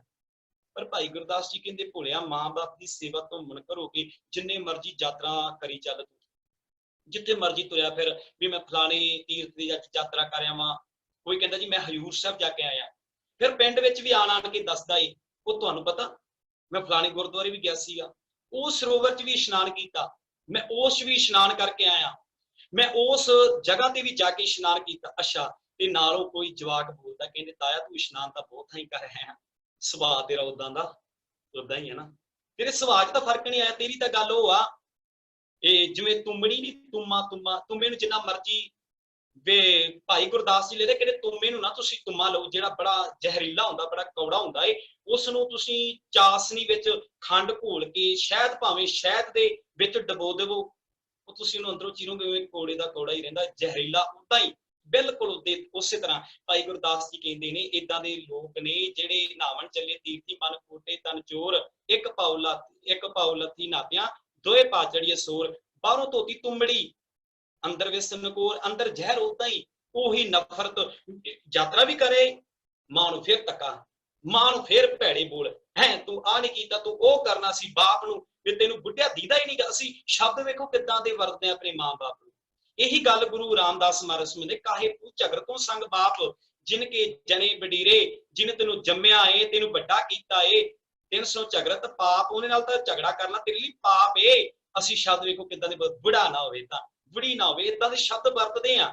ਸਾਡੇ ਜੀਵਨ ਦੇ ਵਿੱਚ ਇਹ ਗੱਲਾਂ ਆਮ ਨੇ ਤੇ ਪਿਆਰਿਓ, ਇਹ ਸਾਨੂੰ ਇਹ ਗੱਲਾਂ ਕਿੱਥੋਂ ਮਿਲਦੀਆਂ ਨੇ? ਇਹ ਗੁਰਦੁਆਰਾ ਸਾਹਿਬ ਦੇ ਵਿੱਚੋਂ। ਜਦੋਂ ਅਸੀਂ ਆਪ ਬਾਣੀ ਪੜਾਂਗੇ, ਸਾਡੀ ਮਾਂ ਬਾਣੀ ਪੜ੍ਹੇ, ਸਾਡਾ ਬਾਪੂ ਬਾਣੀ ਪੜ੍ਹੇ, ਜਦੋਂ ਬਾਣੀ ਪੜ੍ਹਨਗੇ ਨਾ ਬੱਚੇ ਵੇਖ ਕੇ ਉਹਨਾਂ ਵੱਲ ਆਪਣੇ ਆਪ ਬਾਣੀ ਪੜ੍ਹਨ। ਇੱਕ ਬੇਨਤੀ ਕਰਾਂ ਸਾਧ ਸੰਗਤ, ਛੋਟੀ ਜੀ ਬੇਨਤੀ ਆਪ ਨਾਲ ਸਾਂਝੀ ਕਰਦਾ ਜਾਵਾਂ। ਮੈਂ ਇੱਕ ਵਿਦਵਾਨ ਦੀ ਪੁਸਤਕ ਪੜ੍ਹ ਰਿਹਾ ਸੀ, ਬੜੀ ਪਿਆਰੀ ਕਿਤਾਬ ਉਹਨਾਂ ਦੀ। ਉਹ ਕਹਿੰਦੇ ਨੇ ਤੁਸੀਂ ਬੱਚਿਆਂ ਨੂੰ ਜਿੰਨੇ ਮਰਜ਼ੀ ਲੈਕਚਰ ਦੇਈ ਚੱਲੋ ਵੀ ਬੱਚੇ ਪੁੱਤ ਆ ਨਹੀਂ ਕਰਨਾ, ਤੂੰ ਉਹ ਨਹੀਂ ਕਰਨਾ, ਤੂੰ ਇੰਜ ਨਹੀਂ ਕਰਨਾ, ਤੂੰ ਇਵੇਂ ਨਹੀਂ ਕਰਨਾ, ਜਿੰਨੇ ਮਰਜ਼ੀ ਲੈਕਚਰ ਝਾੜੀ ਚਲੋ ਬੱਚਿਆਂ ਨੂੰ, ਪਰ ਬੱਚੇ ਤੁਹਾਡੇ ਲੈਕਚਰਾਂ ਦਾ ਬੱਚੇ ਤੇ ਕੋਈ ਵੀ ਅਸਰ ਨਹੀਂ ਹੋਵੇਗਾ।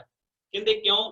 ਕਿਉਂਕਿ ਬੱਚੇ ਤੇ ਅਸਰ ਹਮੇਸ਼ਾ ਉਸ ਚੀਜ਼ ਦਾ ਹੁੰਦਾ ਜਿਹੜੀ ਚੀਜ਼ ਬੱਚੇ ਦੇ ਮਾਂ-ਬਾਪ ਕਰਨਗੇ, ਜੋ ਮਾਂ ਦੇ ਜੀਵਨ ਵਿੱਚ ਹੋਵੇਗਾ, ਜੋ ਪਿਤਾ ਦੇ ਜੀਵਨ ਵਿੱਚ, ਉਹਨੂੰ ਵੇਖਣਗੇ, ਉਹਨੂੰ ਫੋਲੋ ਕਰਨਗੇ। ਜੇ ਸਾਧ ਸੰਗਤ ਸਾਡੀਆਂ ਜੇ ਮਾਵਾਂ ਬਾਣੀ ਪੜ੍ਹਦੀਆਂ ਹੁੰਦੀਆਂ, ਵੇਖੋ ਪੁਰਾਤਨ ਸਮੇਂ ਵਿੱਚ ਕਿਵੇਂ ਬੀਬੀਆਂ ਬਾਣੀ ਪੜ੍ਹਦੀਆਂ ਸੀ। ਜਦੋਂ ਉਹਨਾਂ ਖੇਤਾਂ ਵਿੱਚ ਵੀ ਜਾਣਾ, ਜਦੋਂ ਉਹਨਾਂ ਨੇ ਹੱਥੀ ਮਸ਼ੀਨਾਂ ਦੇ ਨਾਲ ਦੁੱਧ ਰਿੜਕਣਾ, ਮਧਾਣੀ ਨਾਲ ਦੁੱਧ ਰਿੜਕਣਾ, ਹੁਣ ਤਾਂ ਮਸ਼ੀਨਾਂ ਆ ਗਈਆਂ ਤੇ ਹੁਣ ਵੇਖੋ ਫਿਰ ਵੀ ਜੀਵ ਕਹਿੰਦਾ ਮੇਰੇ ਕੋਲ ਸਮਾਂ ਹੀ ਨਹੀਂ ਬਾਣੀ ਪੜ੍ਹਨ ਦਾ। ਕਿੱਡੀ ਇਹ ਖਾਮੋਸ਼ੀ ਵਾਲੀ, ਕਿੱਡੀ ਅਫਸੋਸ ਵਾਲੀ ਗੱਲ ਆ ਵੀ ਸਾਡੇ ਲਈ ਵੀ ਸਾਡੇ ਕੋਲ ਸਮਾਂ ਹੀ ਨਹੀਂ ਬਾਣੀ ਪੜ੍ਹਨ ਵਾਸਤੇ। ਭੈਣਾ ਜਦੋਂ ਦੁੱਧ ਰਿੜਕਣਾ, ਬੀਬੀ ਅਮਰੋ ਜੀ ਦੇ ਗੁਰੂ ਅਮਰਦਾਸ ਮਹਾਰਾਜ ਜੀ ਨੇ ਜਿਨ੍ਹਾਂ ਤੋਂ ਪਾਸੋਂ ਬਾਣੀ ਸੁਣੀ, ਗੁਰੂ ਅੰਗਦ ਸਾਹਿਬ ਜੀ ਦੀ ਸੁਪੁੱਤਰੀ ਬੀਬੀ ਅਮਰੋ ਜੀ, ਜਿਵੇਂ ਉਹ ਦੁੱਧ ਰਿੜਕਦੇ ਨੇ ਸਾਧ ਸੰਗਤ, ਉਹ ਨਾਲ ਨਾਲ ਬਾਣੀ ਵੀ ਗਾਇਨ ਕਰ ਰਹੇ ਨੇ। ਅੰਮ੍ਰਿਤ ਵੇਲੇ ਸਵੇਰ ਦਾ ਵਕਤ ਹੈ, ਬਾਣੀ ਪੜ੍ਹਦੇ, ਬਾਣੀ ਦੀ ਮਿੱਠੀ ਮਿੱਠੀ ਆਵਾਜ਼, ਆਨੰਦ ਬਣ ਰਿਹਾ ਹੈ। ਜਿਵੇਂ ਜਿਵੇਂ ਬਾਣੀ ਗਾ ਰਹੇ ਆ, ਉਹ ਆਨੰਦ ਉਸ ਬਾਣੀ ਨੂੰ ਸੁਣ ਕੇ ਬਾਬਾ ਅਮਰਦਾਸ ਜੀ ਦਾ ਜੀਵਨ ਬਣ ਗਿਆ ਨਾ, ਸੁਣ ਕੇ ਸੋਹਰਾ ਜੀ ਲੱਗਦੇ ਸਨ ਰਿਸ਼ਤੇ ਵਿੱਚ। ਇਸੇ ਤਰ੍ਹਾਂ ਜੋ ਸਾਡੇ ਘਰਾਂ ਵਿੱਚ ਸਾਡੀਆਂ ਮਾਈਆਂ ਬਾਣੀ ਪੜ੍ਹਦੀਆਂ ਨਾ, ਬੱਚਿਆਂ ਤੇ ਸਾਧ ਸੰਗਤ ਬਹੁਤ ਅਸਰ ਪਵੇਗਾ, ਬਹੁਤ ਜ਼ਿਆਦਾ ਅਸਰ ਪਵੇਗਾ। ਹਮੇਸ਼ਾ ਸਭ ਤੋਂ ਪਹਿਲਾਂ ਬੱਚੇ ਦਾ ਮਾਂ-ਬਾਪ ਜਿਹੜਾ ਗੁਰੂ ਹੈ, ਉਹ ਮਾਂ-ਬਾਪ ਹੈ ਬੱਚੇ ਦਾ। ਸਭ ਤੋਂ ਪਹਿਲਾਂ ਗੁਰੂ ਬੱਚੇ ਦਾ ਮਾਂ-ਬਾਪ ਹੈ। ਭਾਈ ਗੁਰਦਾਸ ਜੀ ਲਿਖਦੇ, ਕਹਿੰਦੇ ਬੜੇ ਤੂੰ ਤੀਰਥ ਯਾਤਰਾ ਤੇ ਨਹਾਉਂਦਾ ਫਿਰਦਾ ਹੈ, ਬੜੇ ਇਸ਼ਨਾਨ ਕਰਦਾ ਹੈ, ਤੇਰੇ ਇਸ਼ਨਾਨ ਕੀਤੇ ਕਿਸੇ ਵੀ ਲੇਖੇ ਵਿੱਚ ਨਹੀਂ। ਕਹਿੰਦੇ ਮਾਪਿਓ ਪਰ ਹਰ ਨਾਵਨਾ 68 ਦਾ 68 ਤੀਰਥਾਂ ਤੇ, ਕਹਿੰਦੇ ਤੇਰੇ ਘੁੰਮਣ ਵਾਣੀ, ਕਹਿੰਦੇ ਘੁੰਮਣ ਵਾਣੀ ਨੇ ਤਾਂ ਜਿਵੇਂ ਪਾਣੀ ਵਿੱਚ ਘੁੰਮਣ ਵਾਣੀਆਂ ਜੀ ਆ ਜਾਂਦੀਆਂ, ਉਹ ਚੱਕਰੇ ਜੇ ਬਣ ਜਾਂਦੇ। ਕਹਿੰਦੇ ਤੇਰੇ ਲਈ ਤਾਂ ਕਹਿ ਘੁੰਮਣ ਫੇਰੀਆ, ਜਿਵੇਂ ਆਪਣੇ ਪਿਕਨਿਕ ਮਨਾਉਣ ਗਏ ਆ। ਭਾਈ ਗੁਰਦਾਸ ਜੀ ਕਹਿੰਦੇ ਤੂੰ ਯਾਤਰਾ ਤੇ ਜ਼ਰੂਰ ਗਿਆ, ਤੈਨੂੰ ਹੋਊਗਾ, ਤੇਰੇ ਅੰਦਰ ਇਹ ਭਰਮ ਹੋਊਗਾ, ਤੂੰ ਪਾਲ ਲਿਓਗੇ ਭਰਮ ਵੀ ਮੈਂ ਯਾਤਰਾ ਤੇ ਜਾ ਕੇ ਆਇਆ। ਭਾਈ ਗੁਰਦਾਸ ਜੀ ਕਹਿੰਦੇ ਤੇਰੇ ਲਈ ਤਾਂ ਸਿਰਫ ਇੱਕ ਪਿਕਨਿਕ ਆ, ਇੱਕ ਤੂੰ ਸੈਰ ਸਪਾਟੇ ਕਰਨ ਗਿਆ, ਕਿਸੇ ਦੇਵੀ ਤੇ ਕਿਸੇ ਦੇਵਤੇ ਦੇ ਮੰਦਿਰ ਦੇ ਵਿੱਚ ਜਾਂ ਕਿਸੇ ਭਗਵਾਨ ਨੂੰ ਮਿਲਣ ਤੂੰ ਕਹਾਂਗਾ ਵੀ ਮੈਂ ਗਿਆ ਯਾਤਰਾ ਕਰਨ, ਇਹ ਇੰਨੇ ਜਿਹੜੇ ਤੀਰਥ ਆ ਉਹਨਾਂ ਦੀ ਯਾਤਰਾ ਕੀਤੀ ਆ, ਭਾਈ ਗੁਰਦਾਸ ਕਹਿੰਦੇ ਸੈਰ ਸਪਾਟੇ ਕੀਤਾ ਏ। ਕਿਉਂ? ਕਹਿੰਦੇ ਮਾਪਿਓ ਪਰ ਹਰ, ਮਾਤਾ ਪਿਤਾ ਨੂੰ ਤਿਆਗ ਕੇ। ਜੇ ਤੈਨੂੰ ਮਾਂ ਵਿੱਚੋਂ ਰੱਬ ਨਹੀਂ ਦਿਸਿਆ ਨਾ, ਤਾਂ ਹੀ ਕਬੀਰ ਨੇ ਆਖਿਆ ਕਹਿੰਦੇ ਮਾਂ ਰੱਬ ਜੀ ਮੈਂ ਤੁਹਾਨੂੰ ਨਹੀਂ ਵੇਖਿਆ, ਪਰ ਜਦੋਂ ਮੈਂ ਮਾਂ ਨੂੰ ਵੇਖਦਾ ਨਾ, ਮਾਂ ਨੂੰ ਭਾਵੇਂ ਜਿੰਨੇ ਮਰਜ਼ੀ ਭੈੜੇ ਬੋਲ ਲੱਗੇ, ਮਾਂ ਕਦੇ ਵੀ ਚਿਤਾਰਦੀ, ਕਹਿੰਦੀ ਆ ਮੇਰੇ ਪੁੱਤ, ਸੀਧਿਆਂ ਨਾਲ ਲਾਉਂਦੀ ਹੈ, ਨਹੀਂ ਕਦੇ ਝਿੜਕਦੀ। ਜਿੰਨਾ ਮਰਜ਼ੀ ਮਾਂ ਨੂੰ ਮੰਦਾ ਬੋਲ ਲਵੋ, ਮਾਂ ਐਸੀ ਧਰਦੀ ਏ, ਫਿਰ ਸੀਨੇ ਲਾਉਂਦੀ ਆ ਮੇਰੇ ਪੁੱਤ, ਅਸੀਸਾਂ ਦਿੰਦੀ ਆ, ਪਿਆਰ ਦਿੰਦੀ ਆ, ਅਰਦਾਸਾਂ ਕਰਦੀ ਏ। ਭਾਈ ਗੁਰਦਾਸ ਲਿਖਦੇ ਆ ਕਹਿੰਦੇ ਮਾਪਿਓ ਪਰ ਹਰ ਕਰੇ ਦਾਨ, ਕਹਿੰਦੇ ਬੜੇ ਦਾਨ ਕਰਦੇ ਜੀ, ਮੈਂ ਬੜੇ ਦਾਨ ਕਰਦਾ ਜੀ, ਮੈਂ ਉਸ ਜਗ੍ਹਾ ਤੇ ਇੰਨਾ ਦਾਨ ਕੀਤਾ ਲੰਗਰ ਦੇ ਵਿੱਚ। ਤੇ ਭਾਈ ਗੁਰਦਾਸ ਕਹਿੰਦੇ ਮਾਂ, ਇੱਕ ਵਿਅਕਤੀ ਕਹਿੰਦਾ ਜੀ ਮੈਂ ਅੱਖਾਂ ਦਾ ਦਾਨ ਕੀਤਾ, ਮੈਂ ਇੰਨੇ ਕੈਂਪ ਦੇ ਵਿੱਚ ਇੰਨੀਆਂ ਅੱਖਾਂ ਦੇ ਪੈਸੇ ਦਿੱਤੇ, ਦਾਨ ਕੀਤੇ ਵੀ ਇਹਨਾਂ ਬਜ਼ੁਰਗਾਂ ਨੂੰ ਅੱਖਾਂ ਪਵਾ ਦਿੱਤੀਆਂ ਜਾਣ, ਇਹਨਾਂ ਦੇ ਲੈਂਜ ਜਿਹੜੇ ਅੱਖਾਂ ਵਿੱਚ ਪੈਣ ਵਾਲੇ ਨੇ ਉਹ ਪਾ ਦਿੱਤੇ ਜਾਣ। ਤੇਰੀ ਘਰ ਦੇ ਵਿੱਚ ਮਾਂ ਅੱਖਾਂ ਤੋਂ ਅੰਨੀ ਹੋਈ ਫਿਰਦੀ ਆ, ਉਹ ਜਦੋਂ ਸੂਈ ਵਿੱਚ ਧਾਗਾ ਪਾਉਂਦੀ ਉਹਨੂੰ ਵਿਚਾਰੀ ਨੂੰ ਦੀਂਦਾ ਨਹੀਂ, ਉਹ ਜਦੋਂ ਨੂੰਹ ਨੂੰ ਕਹਿੰਦੀ ਨੂੰਹ ਟੁੱਟ ਕੇ ਪੈਂਦੀ ਆ ਵੀ ਤੈਨੂੰ ਬੁੱਢੜੀਏ ਤੈਨੂੰ ਦੀਂਦਾ ਹੀ ਨਹੀਂਗਾ, ਉਹ ਭਾਈ ਉਹਦੀ ਸੇਵਾ ਕਰ ਲਾ, ਕਿੱਧਰ ਤੂੰ ਬਾਹਰ ਧਿਆਨ ਕਰਦਾ ਫਿਰਦਾ। ਭਾਈ ਗੁਰਦਾਸ ਕਹਿੰਦੇ ਕਹਿੰਦੇ ਮਾਪਿਓ ਪਰ ਹਰ ਕਰੇ ਦਾਨ, ਬੜੇ ਦਾਨ ਕਰਦਾ ਹੀ, ਠੀਕ ਆ ਸਾਧ ਸੰਗਤ ਦਾਨ ਕਰਨਾ ਚਾਹੀਦਾ ਹੈ, ਦਾਨ ਤੋਂ ਮੈਂ ਮੁੜਕਰ ਨਹੀਂਗਾ, ਦਾਨ ਉੱਥੇ ਕਰੋ। ਸਭ ਤੋਂ ਪਹਿਲਾਂ ਮਾਤਾ ਪਿਤਾ ਦੀ ਕੇਅਰ ਕਰੋ, ਆਪਣੀ ਮਾਂ ਬਾਪ ਦੀ ਦੇਖਭਾਲ ਕਰੋ ਘਰ ਦੇ ਵਿੱਚ, ਫਿਰ ਆਪਣੇ ਪਿੰਡ ਵਿੱਚ ਆਪਣੇ ਆਸੇ ਪਾਸੇ ਵੇਖੋ ਕਿਸ ਬੰਦੇ ਨੂੰ ਕਿਸ ਚੀਜ਼ ਦੀ ਜ਼ਰੂਰਤ ਹੈ। ਕੋਈ ਕਿਤਾਬਾਂ ਤੋਂ ਵਾਂਝਾ ਤਾਂ ਨਹੀਂਗਾ, ਕੋਈ ਸਕੂਲ ਦੀ ਵਰਦੀ ਤੋਂ ਵਾਂਝਾ ਤਾਂ ਨਹੀਂਗਾ, ਕਿਸੇ ਨੂੰ ਇਹ ਦਵਾਈ ਦੀ ਜ਼ਰੂਰਤ ਤਾਂ ਨਹੀਂਗੀ, ਉੱਥੇ ਦਾਨ ਕਰੋ। ਐਵੇਂ ਨਾ ਵਿਹਲੜਾਂ ਨੂੰ ਸਾਧ ਸੰਗਤ ਖਵਾਈ ਚੱਲੋ, ਵਿਹਲੜਾਂ ਤੋਂ ਬਚੋ ਜਿੰਨੇ ਬਚ ਸਕਦੇ ਹੋ, ਜਿਹੜੇ ਆ ਵਿਹਲੜ ਨੇ ਇਹਨਾਂ ਤੋਂ ਬਚੋ। ਸੇਵਾ ਦਾਨ ਹੈ ਨਾ ਜਿਹੜਾ ਕਨਸੈਪਟ ਹੈ ਦਾਨ ਦਾ, ਇਹ ਵੇਖੋ ਤਾਂ ਹੀ ਸਤਿਗੁਰ ਨੇ ਆਖਿਆ ਅਕਲੀ ਸਾਹਿਬ ਸੇਵੀ ਹੈ, ਅਕਲੀ ਕੀਚੈ ਦਾਨ। ਜਦੋਂ ਅਕਲ ਦੇ ਨਾਲ ਸਾਹਿਬ ਨੂੰ ਸਿਮਰਾਂਗੇ ਨਾ, ਇਹ ਅਕਲ ਗੁਰੂ ਕੋਲੋਂ ਮਿਲਣੀ ਆ। ਤਾਂ ਹੀ ਆਖਿਆ ਪਾਤਸ਼ਾਹ ਨੇ ਗੁਰ ਕੀ ਮੱਤ ਤੋਂ ਲੈ ਕੇ ਆਣੇ, ਭਗਤ ਬਿਨਾ ਕੋ ਡੁੱਬੇ ਸਿਆਣੇ, ਬੜੇ ਡੁੱਬ ਗਏ ਨੇ ਗੁਰੂ ਦੀ ਮੱਤ ਤੋਂ ਬਿਨਾ। ਇਸੇ ਤਰ੍ਹਾਂ ਸਾਧ ਸੰਗਤ ਭਾਈ ਗੁਰਦਾਸ ਲੱਗਦੇ ਆ, ਕਹਿੰਦੇ ਮਾਪਿਓ ਪਰ ਹਰ ਵਰਤ ਕਰ। ਕਈ ਵਰਤ ਰੱਖਦੇ ਨੇ ਜੀ, ਮੈਂ ਫਲਾਣੀ ਦੇਵਤੀ ਦਾ ਵਰਤ ਰੱਖਿਆ, ਮੈਂ ਫਲਾਣੀ ਭਗਵਾਨ ਦਾ ਵਰਤ ਰੱਖਿਆ, ਕਹਿੰਦੇ ਮਰ ਮਰ ਜੰਮਿਆ ਫਿਰੇ ਭਰਮ ਭਲਾਣੀ। ਭਾਈ ਗੁਰਦਾਸ ਜੀ ਲਿਖਦੇ ਕਹਿੰਦੇ ਮਾਤਾ ਪਿਤਾ ਦੀ ਸੇਵਾ ਤੋਂ ਮੁਨਕਰ ਹੋ ਕੇ ਬੜੇ ਤੂੰ ਵਰਤ ਰੱਖਦਾ ਏ, ਤੂੰ ਤੇਰੇ ਭੁੱਖੇ ਰਹਿਣ ਨਾਲ ਕੀ ਫਰਕ ਪੈਣਾ ਏ, ਕਿਉਂਕਿ ਤੇਰੀ ਮਾਂ ਵੀ ਭੁੱਖੀ ਬੈਠੀ ਹੈ ਪ੍ਰਸ਼ਾਦੇ ਤੋਂ। ਵੇਖੋ ਅਸੀਂ ਇੱਕ ਜਾਨਵਰ ਨੂੰ ਪੇੜੇ ਬਣਾ ਬਣਾ ਕੇ ਵਿੱਚ ਗੁੜ ਪਾ ਕੇ ਉਹਦੇ ਅੱਗੇ ਪਿੱਛੇ ਫਿਰਦੇ, ਲੈ ਗਊ ਮਾਤਾ ਤੂੰ ਛਕ। ਇੱਕ ਜਾਨਵਰ ਨੂੰ ਅਸੀਂ ਇੰਨਾ ਪ੍ਰਮੋਟ ਕੀਤਾ ਹੋਇਆ, ਪਰ ਜਿਹਦੇ ਜਨਮਦਾਤੀ ਨੇ ਜਨਮ ਦਿੱਤਾ ਉਹਨੂੰ ਕਦੇ ਪਾਣੀ ਦਾ ਘੁੱਟ ਨਹੀਂ ਪੁੱਛਿਆ, ਉਹਨੂੰ ਇਹ ਨਹੀਂ ਪੁੱਛਿਆ ਮਾਂ ਤੈਨੂੰ ਖੁਸ਼ਕੀ ਹੋਈ ਪਈ ਆ, ਤੇਰੇ ਸਿਰ ਖੁਸ਼ਕ ਏ, ਆ ਜਿਹੜਾ ਘਿਓ ਅਸੀਂ ਗਾਂ ਨੂੰ ਖਵਾਉਣਾ ਤੇਰੇ ਸਿਰ ਤੇ ਮਲ ਦਿੰਦੇ। ਮਰਨ ਤੋਂ ਬਾਅਦ ਫਿਰ ਅਸੀਂ ਪਤਾ ਨਹੀਂ ਕੀ ਖੇਖਣ ਕਰਦੇ, ਮਾਫ ਕਰਨਾ। ਭਾਈ ਗੁਰਦਾਸ ਲਿਖਦੇ ਕਹਿੰਦੇ ਗੁਰ ਪਰਮੇਸ਼ਰ ਸਾਰ ਨਾ ਜਾਣੀ, ਕਹਿੰਦੇ ਜਿਹੜੇ ਵਿਅਕਤੀਆਂ ਨੇ ਮਾਤਾ ਪਿਤਾ ਦੀ ਸੇਵਾ ਨਹੀਂ ਕੀਤੀ ਨਾ, ਉਹਨਾਂ ਨੇ ਗੁਰੂ ਤੇ ਪ੍ਰਮਾਤਮਾ ਦੀ ਭੇਦ ਨੂੰ, ਉਹਦੀ ਸਾਰ ਨੂੰ ਜਾਣੇ ਤੱਕ ਵੀ ਨਹੀਂ। ਗੁਰ ਪਰਮੇਸ਼ਰ ਸਾਰ ਨਹੀਂ ਜਾਣੀ, ਉਹ ਸਾਰ ਹੀ ਨਹੀਂ ਜਾਣੇ ਇਸ ਗੱਲ ਨੂੰ। ਵੇਖੋ ਜਦੋਂ ਮਰ ਜਾਂਦੇ ਫਿਰ ਵੇਖੋ ਅਸੀਂ ਕੀ ਕੁਛ ਕਰਦੇ ਆ, ਭੋਗ ਤੇ ਕਿੱਡੀਆਂ ਝੂਠੀਆਂ ਤਾਰੀਫਾਂ ਕੀਤੀਆਂ ਜਾਂਦੀਆਂ। ਮੈਂ ਤਾਂ ਬੜੀ ਵਾਰ ਬੇਨਤੀ ਕਰਦਾ ਸਾਧ ਸੰਗਤ ਜਿੱਥੇ ਦਾਸ ਨੂੰ, ਕਿਉਂਕਿ ਇਸ ਫੀਲਡ ਵਿੱਚ ਜੋ ਸੇਵਾ ਕਰਦੇ ਆ, ਪਿੰਡਾਂ ਸ਼ਹਿਰਾਂ ਵਿੱਚ ਜਾਣ ਦਾ ਮੌਕਾ ਮਿਲਦਾ, ਅਸੀਂ ਉੱਥੇ ਇਹ ਗੱਲ ਕਹਿੰਦੇ ਭਾਈ ਕਈ ਉੱਥੇ ਜੋ ਸ਼ਰਧਾ ਦੇ ਫੁੱਲ ਭੇਟ ਕਰਦੇ ਜੀ, ਇਹਨਾਂ ਨੇ ਮਾਂ-ਬਾਪ ਦੀ ਸੇਵਾ ਕੀਤੀ, ਵੀ ਕੀ ਸਾਨ ਕੀਤਾ ਵੀ ਇਹਨਾਂ ਨੇ ਸੇਵਾ ਕੀਤੀ। ਤੁਸੀਂ ਉਹ ਵੀ ਦੱਸੋ ਵੀ ਇਹ ਜਿਸ ਮਾਂ-ਬਾਪ ਨੇ ਇਹਨਾਂ ਨੂੰ ਜਨਮ ਦਿੱਤਾ, ਉਹਨਾਂ ਨੇ ਵੀ ਗਿੱਲਿਆਂ ਤੇ ਪੈ ਕੇ ਇਹਨਾਂ ਨੂੰ ਸੁੱਕਿਆਂ ਤੇ ਪਾਇਆ। ਅੱਧੀ ਦੀ ਰਾਤ ਆਪ ਬਾਪੂ ਪੈਰਾਂ 'ਚ ਚੱਪਲਾਂ ਨਹੀਂ ਪਾਉਂਦਾ ਸੀ, ਆਪ ਬਾਪੂ ਬੂਟ ਨਹੀਂ ਲੈਂਦਾ ਸੀ, ਉਹ ਆਂਦੇ ਮੇਰੀ ਧੀ ਲਵੇ, ਮੇਰਾ ਪੁੱਤ ਲਵੇ, ਮੇਰੀ ਧੀ ਪੜ ਜਾਵੇ। ਔਖਾ ਸੌਖਾ ਹੋ ਕੇ ਉਹ ਆਪਣੇ ਬੱਚਿਆਂ ਨੂੰ ਪੜਾਉਂਦਾ ਏ, ਲਿਖਾਉਂਦਾ ਏ ਤਾਂ ਅਖੀਰ ਤੇ ਜਾ ਕੇ। ਪਰ ਕਈਆਂ ਨੇ ਜਿਨ੍ਹਾਂ ਨੇ, ਚਲੋ ਠੀਕ ਆ ਵੀ ਜਿਨ੍ਹਾਂ ਨੇ ਸੰਭਾਲਿਆ, ਮੁਬਾਰਕਬਾਦ ਏ ਉਹਨਾਂ ਵਾਸਤੇ, ਵੀ ਉਹਨਾਂ ਦਾ ਧੰਨਵਾਦ ਬਣਦਾ, ਠੀਕ ਆ, ਪਰ ਆਸਾਨ ਨਹੀਂ ਗਏ, ਇਸ ਆਸਾਨ ਨਹੀਂ ਕੀਤਾ ਜਾ ਸਕਦਾ ਵੀ ਇਹਨਾਂ ਨੇ ਸੇਵਾ ਕੀਤੀ ਹੈ। ਪਰ ਕਈ ਇਦਾਂ ਦੇ ਵੀ ਜਿਹੜੇ ਤੇ ਝੂਠ ਮਾਰੀ ਜਾਂਦੇ ਤੇ ਖੜ ਕੇ ਜੀ ਬੜੀ ਸੇਵਾ ਕੀਤੀ ਜੀ, ਬਹੁਤ ਸੇਵਾ ਕੀਤੀ, ਪਰ ਜਿਨ੍ਹਾਂ ਆਂਢੀਆਂ ਗੁਆਂਢੀਆਂ ਨੂੰ ਪਤਾ ਹੁੰਦਾ ਵੀ ਇਹਨਾਂ ਨੇ ਕਿਹੜੀ ਸੇਵਾ ਕੀਤੀ ਆ, ਇਹ ਤਾਂ ਬੁੜੀ ਨੂੰ ਵਿਚਾਰੀ ਨੂੰ, ਬਜ਼ੁਰਗ ਮਾਤਾ ਨੂੰ ਧੱਕੇ ਮਾਰਦੇ ਸੀ, ਕੁੱਟਦੇ ਸੀ ਵੀ ਮਗਰੋਂ ਲੈ ਜਾਵੇ। ਉੱਥੇ ਝੂਠ ਬੋਲੇ ਜਾਂਦਾ ਗੁਰੂ ਸਾਹਿਬ ਜੀ ਦੀ ਗੋਦ ਵਿੱਚ। ਤੇ ਇੱਥੋਂ ਤੱਕ ਜਿਸ ਬਜ਼ੁਰਗ ਨੂੰ ਜਿਉਂਦੇ ਜੀ ਵਧੀਆ ਰਜਾਈ, ਗਦੇਲਾ, ਕੋਈ ਭਾਂਡੇ ਬਰਤਨ ਚੱਪਲਾਂ, ਜੋ ਸੂਟ ਨਹੀਂ ਲੈ ਕੇ ਦਿੱਤਾ ਹੁੰਦਾ ਨਾ, ਮਰਨ ਤੋਂ ਬਾਅਦ ਸੰਗਤ ਜੀ ਸਾਰਿਆਂ ਨੂੰ ਪਤਾ ਹੈ ਕਿੰਨਾ ਕੁਛ ਅਸੀਂ ਗੁਰਦੁਆਰੇ ਚੜਾਉਣੇ ਆ। ਗੁਰੂ ਨੇ ਇਸ ਚੀਜ਼ ਦੀ ਜ਼ਰੂਰਤ ਨਹੀਂ। ਫਿਰ ਅਸੀਂ ਗੁਰੂ ਕੋਲੇ ਜਾਂਦੇ ਆ, ਫਿਰ ਸਾਡੇ ਭਾਈਆਂ ਨੂੰ ਵਿਚਾਰਿਆਂ ਦੀਆਂ ਮਜਬੂਰੀਆਂ ਬਣ ਜਾਂਦੀਆਂ, ਉਹਨਾਂ ਨੂੰ ਵੀ ਅਰਦਾਸ ਕਰਨੀ ਪੈਂਦੀ, ਹੇ ਸੱਚੇ ਪਾਤਸ਼ਾਹ ਆ ਮੰਜਾ, ਆ ਗਦੇਲਾ, ਰਜਾਈ, ਆ ਚਮਚਾ, ਇਹ ਸਭ ਕੁਝ ਬਜ਼ੁਰਗ ਨੂੰ ਪਹੁੰਚਾ ਦੇ।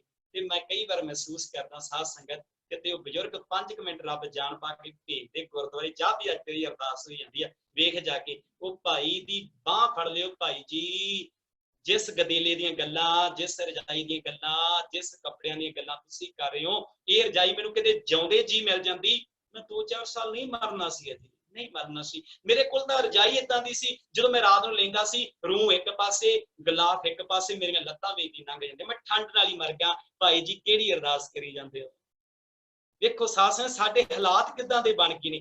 ਜਿੱਦਣ ਬਜ਼ੁਰਗ ਚੜ੍ਹਾਈ ਕਰਦਾ ਨਾ, ਉਦੋਂ ਵੇਖੋ ਕਿੱਡਾ ਵੱਡਾ ਪਖੰਡ ਕੀਤਾ ਜਾਂਦਾ।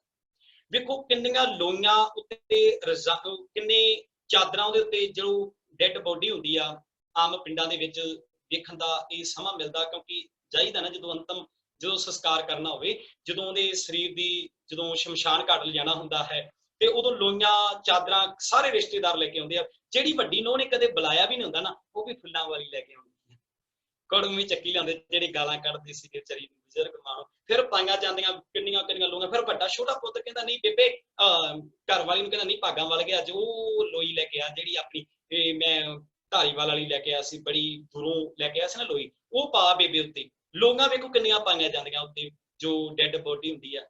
ਤੇ ਮੈਂ ਕਈ ਵਾਰ ਫਿਰ ਮਹਿਸੂਸ ਕਰਦਾ, ਰੱਬ ਕਿਤੇ 2 ਮਿੰਟ ਜਾਣ ਪਾ ਦੇਣਾ, ਵੇਖ ਬੇਬੇ ਤੇਰੇ ਉੱਤੇ ਕਿੰਨੀਆਂ ਫੁੱਲਾਂ ਵਾਲੀਆਂ ਲੋਈਆਂ ਪਈਆਂ, ਕਿੰਨੀਆਂ ਚਾਦਰਾਂ ਪਈਆਂ, ਵੇਖ ਤਾਂ ਸਹੀ ਕਿੰਨੇ ਕੀਮਤੀ ਤੇਰੇ ਉੱਤੇ ਦੁਸ਼ਾਲੇ ਪਾਏ ਹੋਏ ਨੇ ਤੇਰੇ ਬੱਚਿਆਂ ਨੇ। ਮਾਂ ਖੜੀ ਹੋ ਕੇ, ਉਹ ਪੁੱਤਰੋ ਕਿਤੇ ਮੈਨੂੰ ਜਿਉਂਦੀ ਨੂੰ ਆ ਸ਼ੋਲ ਲੈ ਦਿੰਦੀ, ਜਿਹੜਾ ਸ਼ੋਲ ਤੁਸੀਂ ਮੇਰੀ ਮਰਨ ਤੋਂ ਬਾਅਦ ਦਿੱਤਾ। ਇਹਨਾਂ ਸੂਟਾਂ ਨੂੰ ਮੈਂ ਤਰਸਦੀ ਰਹੀ, ਜਿਹੜੇ ਸੂਟ ਤੁਸੀਂ ਮੇਰੇ ਮਰਨ ਤੋਂ ਬਾਅਦ ਦੇ ਜਾਂਦੇ ਹੋ। ਮੈਂ ਸਾਧ ਸੰਗਤ ਸਾਰਿਆਂ ਅੱਗੇ ਬੇਨਤੀ ਕਰੂੰਗਾ ਵੀ ਜਿਉਂਦੇ ਜੀ ਮਾਂ-ਬਾਪ ਦੀ ਸੇਵਾ ਕਰੋ, ਆਪਣੇ ਮਾਂ-ਬਾਪ ਤੋਂ ਮੁਨਕਰ ਨਾ ਹੋ ਸੇਵਾ ਤੋਂ, ਆਪਣੇ ਮਾਂ-ਬਾਪ ਦੀ ਇੰਨੀ ਸੇਵਾ ਕਰੋ ਲੋਕ ਕਹਿਣ ਤੋਂ ਮਜਬੂਰ ਹੋ ਜਾਣ ਇਹ ਫਲਾਣਿਆਂ ਦੀ ਬੇਬੇ, ਇਹ ਫਲਾਣਿਆਂ ਦਾ ਬਾਪੂ ਏ। ਪਰ ਹਾਲਾਤ ਇਦਾਂ ਦੇ ਬਣ ਗਏ ਨੇ, ਵਿਚਾਰਿਆਂ ਦੀਆਂ ਚੱਪਲਾਂ ਦੀਆਂ ਬੱਦਰਾਂ ਹੋਰ ਤੇ ਚੱਪਲਾਂ ਦੇ ਜਿਹੜੇ ਸਟੈਪ ਨੇ ਉਹ ਵੱਖਰੀਆਂ ਅੱਡ ਤਰ੍ਹਾਂ ਦੇ ਵਿਚਾਰੇ ਦੇ ਬੂਟ ਪਾਏ ਹੁੰਦੇ ਆ, ਚੁੰਨੀ ਵਿੱਚ ਪਤਾ ਨਹੀਂ ਕਿੰਨੀਆਂ ਵਿਚਾਰੀਆਂ ਦੀਆਂ ਪਾਟੀਆਂ। ਕਈ ਬਜ਼ੁਰਗਾਂ ਮਾਵਾਂ ਮਿਲਦੀਆਂ ਨੇ, ਬਹੁਤ ਤਰਸਦੀਆਂ ਨੇ, ਜਿਨ੍ਹਾਂ ਨੇ ਅਰਦਾਸਾਂ ਕਰ ਕਰਕੇ ਪੁੱਤ ਲਏ ਸਨ, ਅੱਜ ਨੌਕਰੀਆਂ ਤੇ ਨੇ। ਪਰ ਉਹਨਾਂ ਅੱਗੇ ਬੇਨਤੀ ਹੈ, ਭਾਈ ਜੇ ਤੁਸੀਂ ਇਹ ਵਿਚਾਰ ਸੁਣਦੇ ਆ ਨਾ, ਅੱਜ ਵੀ ਮੁੜ ਆਓ, ਕਿਉਂਕਿ ਗੁਰੂ ਬਖਸ਼ਾਂਦਾ ਪਿਛਲੇ ਔਗਣ ਬਖਸ਼ ਲੈ ਪ੍ਰਭ ਆਗੇ ਮਾਰਗ ਪਾਵੇ। ਗੁਰੂ ਪਿਛਲੇ ਔਗਣਾਂ ਨੂੰ ਬਖਸ਼ ਲੈਂਦਾ ਤੇ ਅਗਲੇ ਮਾਰਗ ਤੇ ਪਾ ਦਿੰਦਾ। ਗੁਰੂ ਦੀ ਸਿੱਖਿਆ ਨੂੰ ਧਾਰਨ ਕਰਕੇ ਸਾਧ ਸੰਗਤ ਮਾਤਾ ਪਿਤਾ ਦੀ ਸੇਵਾ ਕਰਕੇ, ਮਾਂ-ਬਾਪ ਦੀ ਸੇਵਾ ਤੋਂ ਕਦੇ ਵੀ ਮੁਨਕਰ ਨਾ ਹੋਗੀ। ਤੇ ਮੈਂ ਮਾਂ-ਬਾਪ ਨੂੰ ਵੀ ਬੇਨਤੀ ਕਰਾਂਗਾ, ਜਿਹੜੇ ਸਾਡੇ ਬਜ਼ੁਰਗ ਇਸ ਮਾਧਿਅਮ ਦੁਆਰਾ ਸੁਣ ਰਹੇ ਨੇ, ਵੀ ਤੁਸੀਂ ਵੀ ਸਾਧ ਸੰਗਤ ਆਪਣਾ ਜੀਵਨ ਵਧੀਆ ਖੂਬਸੂਰਤ ਬਣਾਓ, ਬਾਣੀ ਪੜ੍ਹੋ, ਬਾਣੀ ਨਾਲ ਜੁੜੋ।